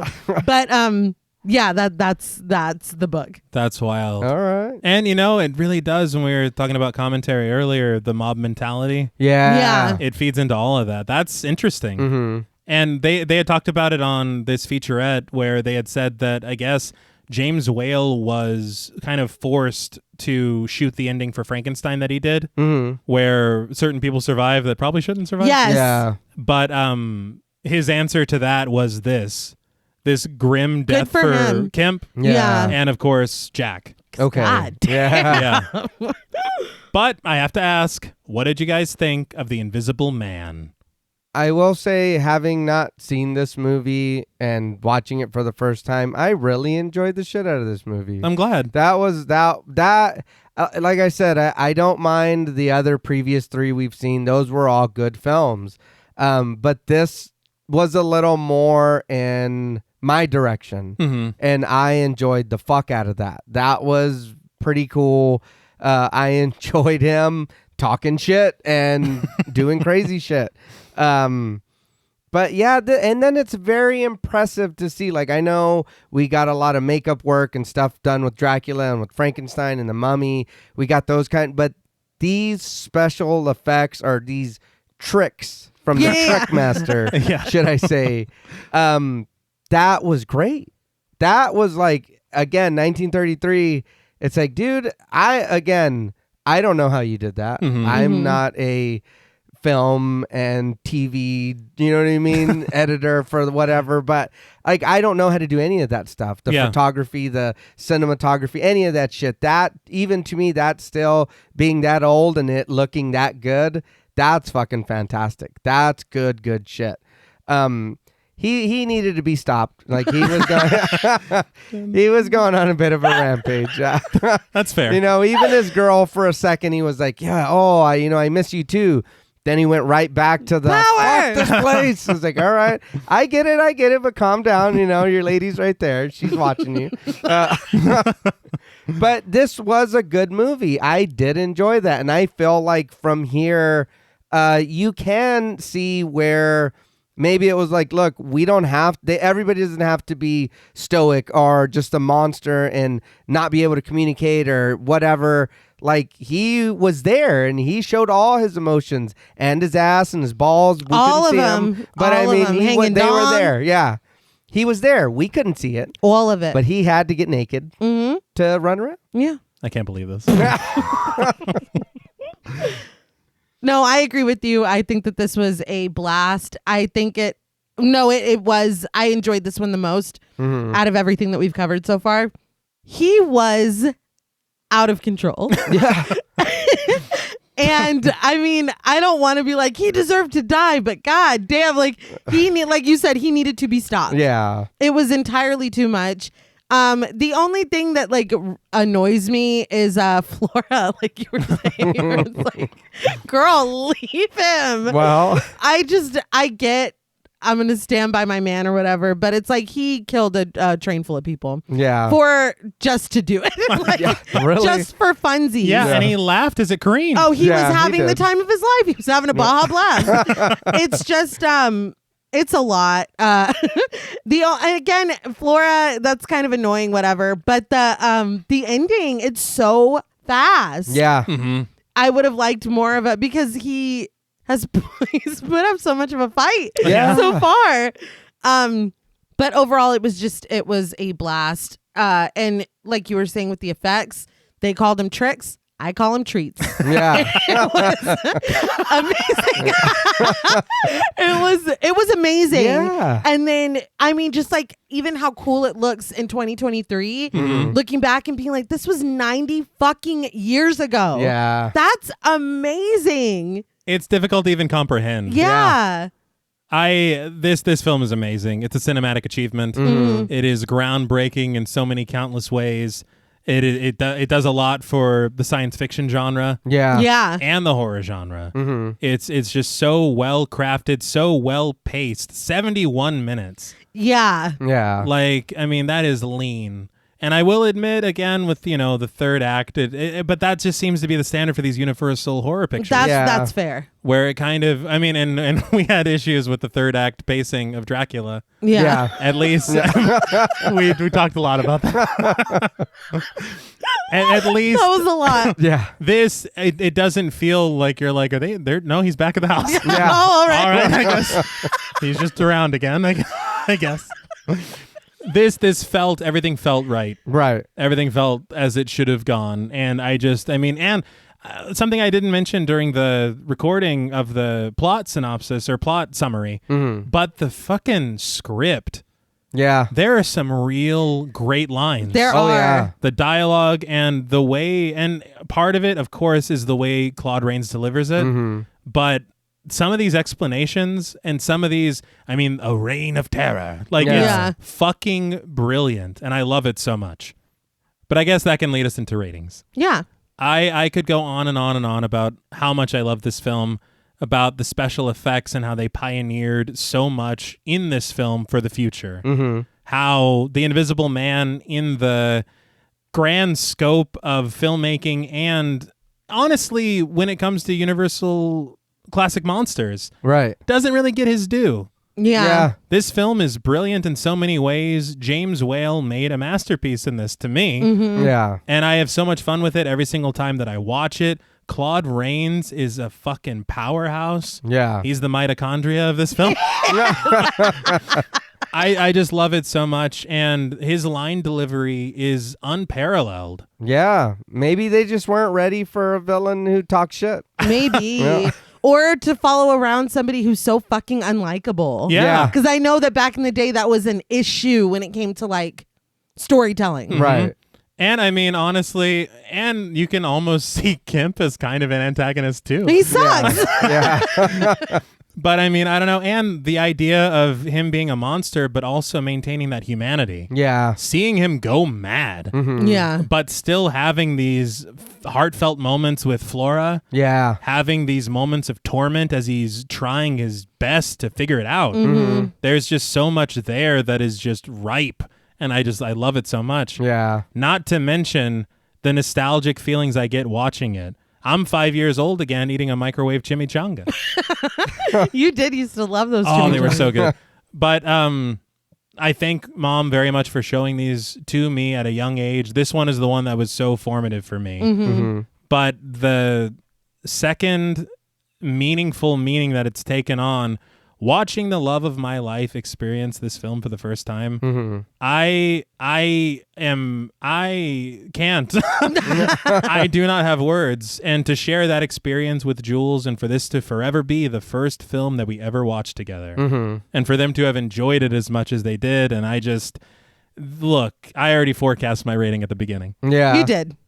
So out of 10 frantic and frozen footprints, I am going to give The Invisible Man 10 frantic and frozen footprints out of 10. This film is very special to me. It always will be. And it only that it's taken on an even more special meaning after all these years. Yeah. This film is just magic. And I love it. Thank you, Mom. I love you, Jules. I'll open the floor to you. You were like, I'm going to give The Invisible Man a 7. Yeah. Could have been done better. It's all right, I guess. It's not perfect. The third act, we said.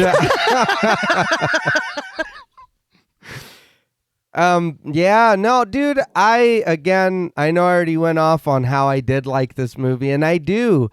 That was great. That was I'm glad that we had kind of introduced these into what we were doing with the B horror and the Universal, and because these are a good little treat to see back at what they were doing.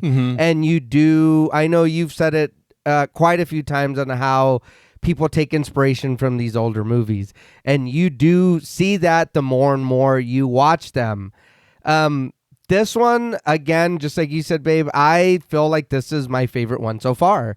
And again, though, it does play into more of the villains that I enjoy. So I was like, okay, yeah, you're causing fucking panic and havoc everywhere, and you're laughing and having fun and talking shit to people and knocking hats off people's heads. And I was like, damn, dude, you're a fucking menace. But it's great. It's like, when you love what you do. Yes. Yeah. You know, I was like, dude, all right. And you did. Yeah. But yeah, the special effects that they do in this, it is funny, you saying that this doesn't get enough recognition, because it is a good and fun movie. I do feel, again, like you said, babe, earlier too, the humor is put in here intentionally. It's not by accident like the other ones. It's like, no, they're gonna laugh. This is gonna get the audience a reaction, and they're gonna laugh, and we did. Yeah. Even 90 years later, we did. I was still like fucking laugh. I heard your sister laughing to me laughing, and she walked in and she's like, oh yeah. Oh, I know. But this was a very fun time. If you haven't seen this movie, I would recommend anyone to go watch it. Check it out. Give it a chance. This does lean a little more towards me. The end, I will say that on the cool, the end is what gets me, like on the other movies. It's very quick. It's just over and that's it. And I was like, all right, well,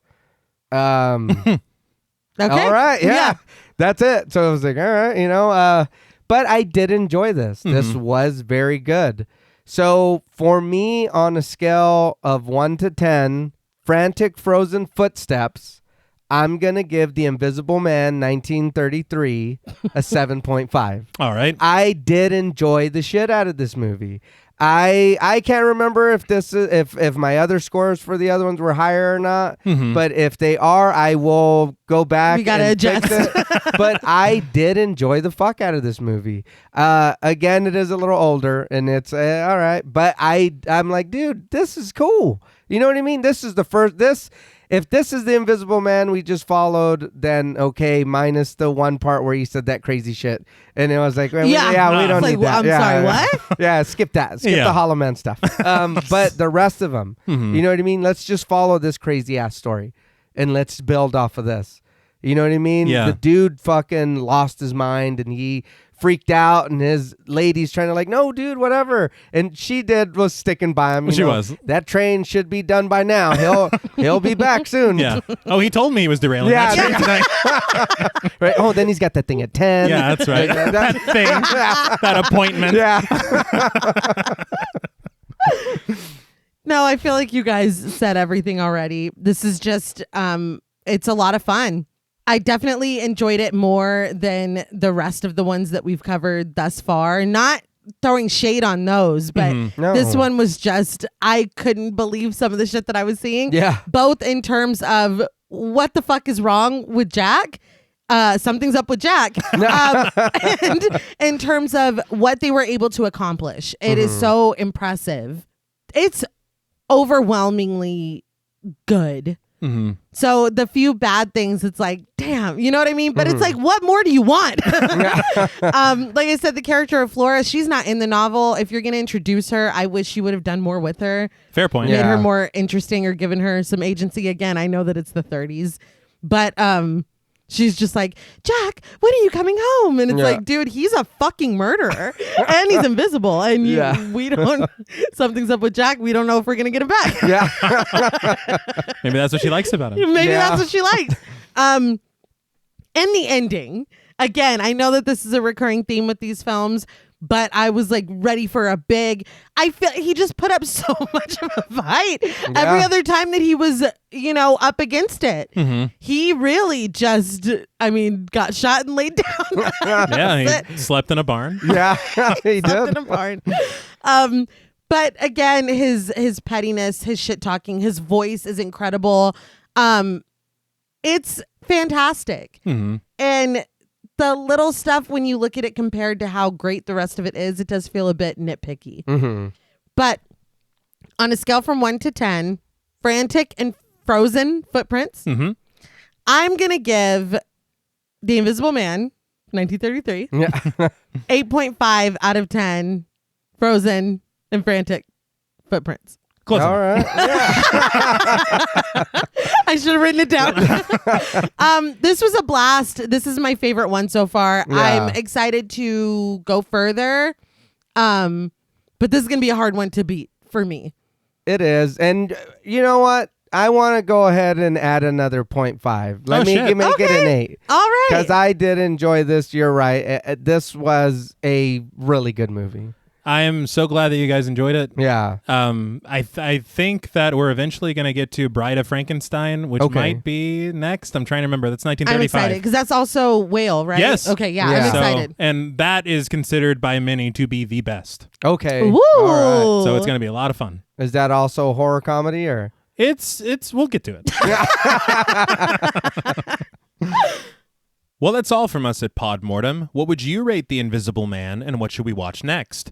Let us know on Twitter at the Pod Mortem. Don't forget to follow us on Instagram and like our Stairhole Productions page on Facebook. Be sure to follow each of us on Twitter at TravisMWH, at Blood and Smoke, and at RealStreeter84. Thanks again to Original Cinematic for sponsoring this week's episode. Please consider pledging to our Patreon and stay tuned until after the music for a special thank you to our Wendigo Getter patrons. And remember, while it's okay to have ambition, don't let yourself disappear into your work. Until next time.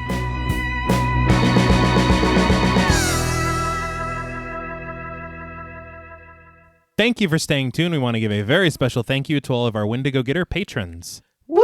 Yeah! Yeah, very good. Very good. A special thank you to Chris Ontiveros, Kristen Lofton, Megan Martinez, Kimberly Bass, Sophie Hodson, Anthony Jerome M., Jordan Nash, Kent Morton, Lala Thomas, Travis Anissa Hunter, Miguel Myers ATX, Jennifer Perez, Allison O'Neill, Carissa, TJ and Angie Bronson, Gabrielle Trevino, Spooky Mom, Applin Ontiveros, Karima Rhodes, Antonio Huerta, Kimberly Kleindienst, Will Brown, Sydney Smith, Osvaldo Soto, Bobby Holmes, Donna Eason, JD Rizak, Molly Gerhart, Armand Spasto, Aaron Aguirre, Eggy, William Barry, Brittany Ramatar, Charity Oxner, Amanda Six, Mandy Rainwater, Jordan Roberts, Dylan, Melissa Sierra, Holly Bryan, Jordan Blevins, Liz Heath, Spencer Montalvo, Pancake the Panda, John Ramos, Michael Newting, Alexis Roberts, Dan Laveau, Itzy M, Gary Horton, Leisha Olivier, Kate Lamp, Carlos and Sydney, Jessica Hunter, Helena Rudder, Alan Johnston, Mariah, Livy Fun, Mandy M, Scott Troutman Wise, Towton Watson, Mozzie Bear, Brittany G, Dave Burke, Adrian Stakes, Daniel McGinnis, Nick Spill, Emma Hagel-Kissinger, Valerie G, Emiliana, Brian Glass, CB, Taylor Santana, Will Lewison, Angelique, Smelly Poo Poo Head, Beth Bauer, Cookie, Esperanza J, Jason Cow OKC, Joshua Rumley, Danielle Peralta, Brandon, Nicholas Carter, Sawyer Reese Farr, Dr. Diva Loves Horror, Girl That's Scary, Cassandra, Andrea Simmons, Ashley Higuera, William and Xena Rush, Ryan Brom, Megan Ochoa, Laura Lassiter, Natalie de Guzman, Eileen O, Marissa E, Sydney, Henry F, Megan M, Strangely Sarah, Christy Beck, Nancy and Andy, Amanda Lopez,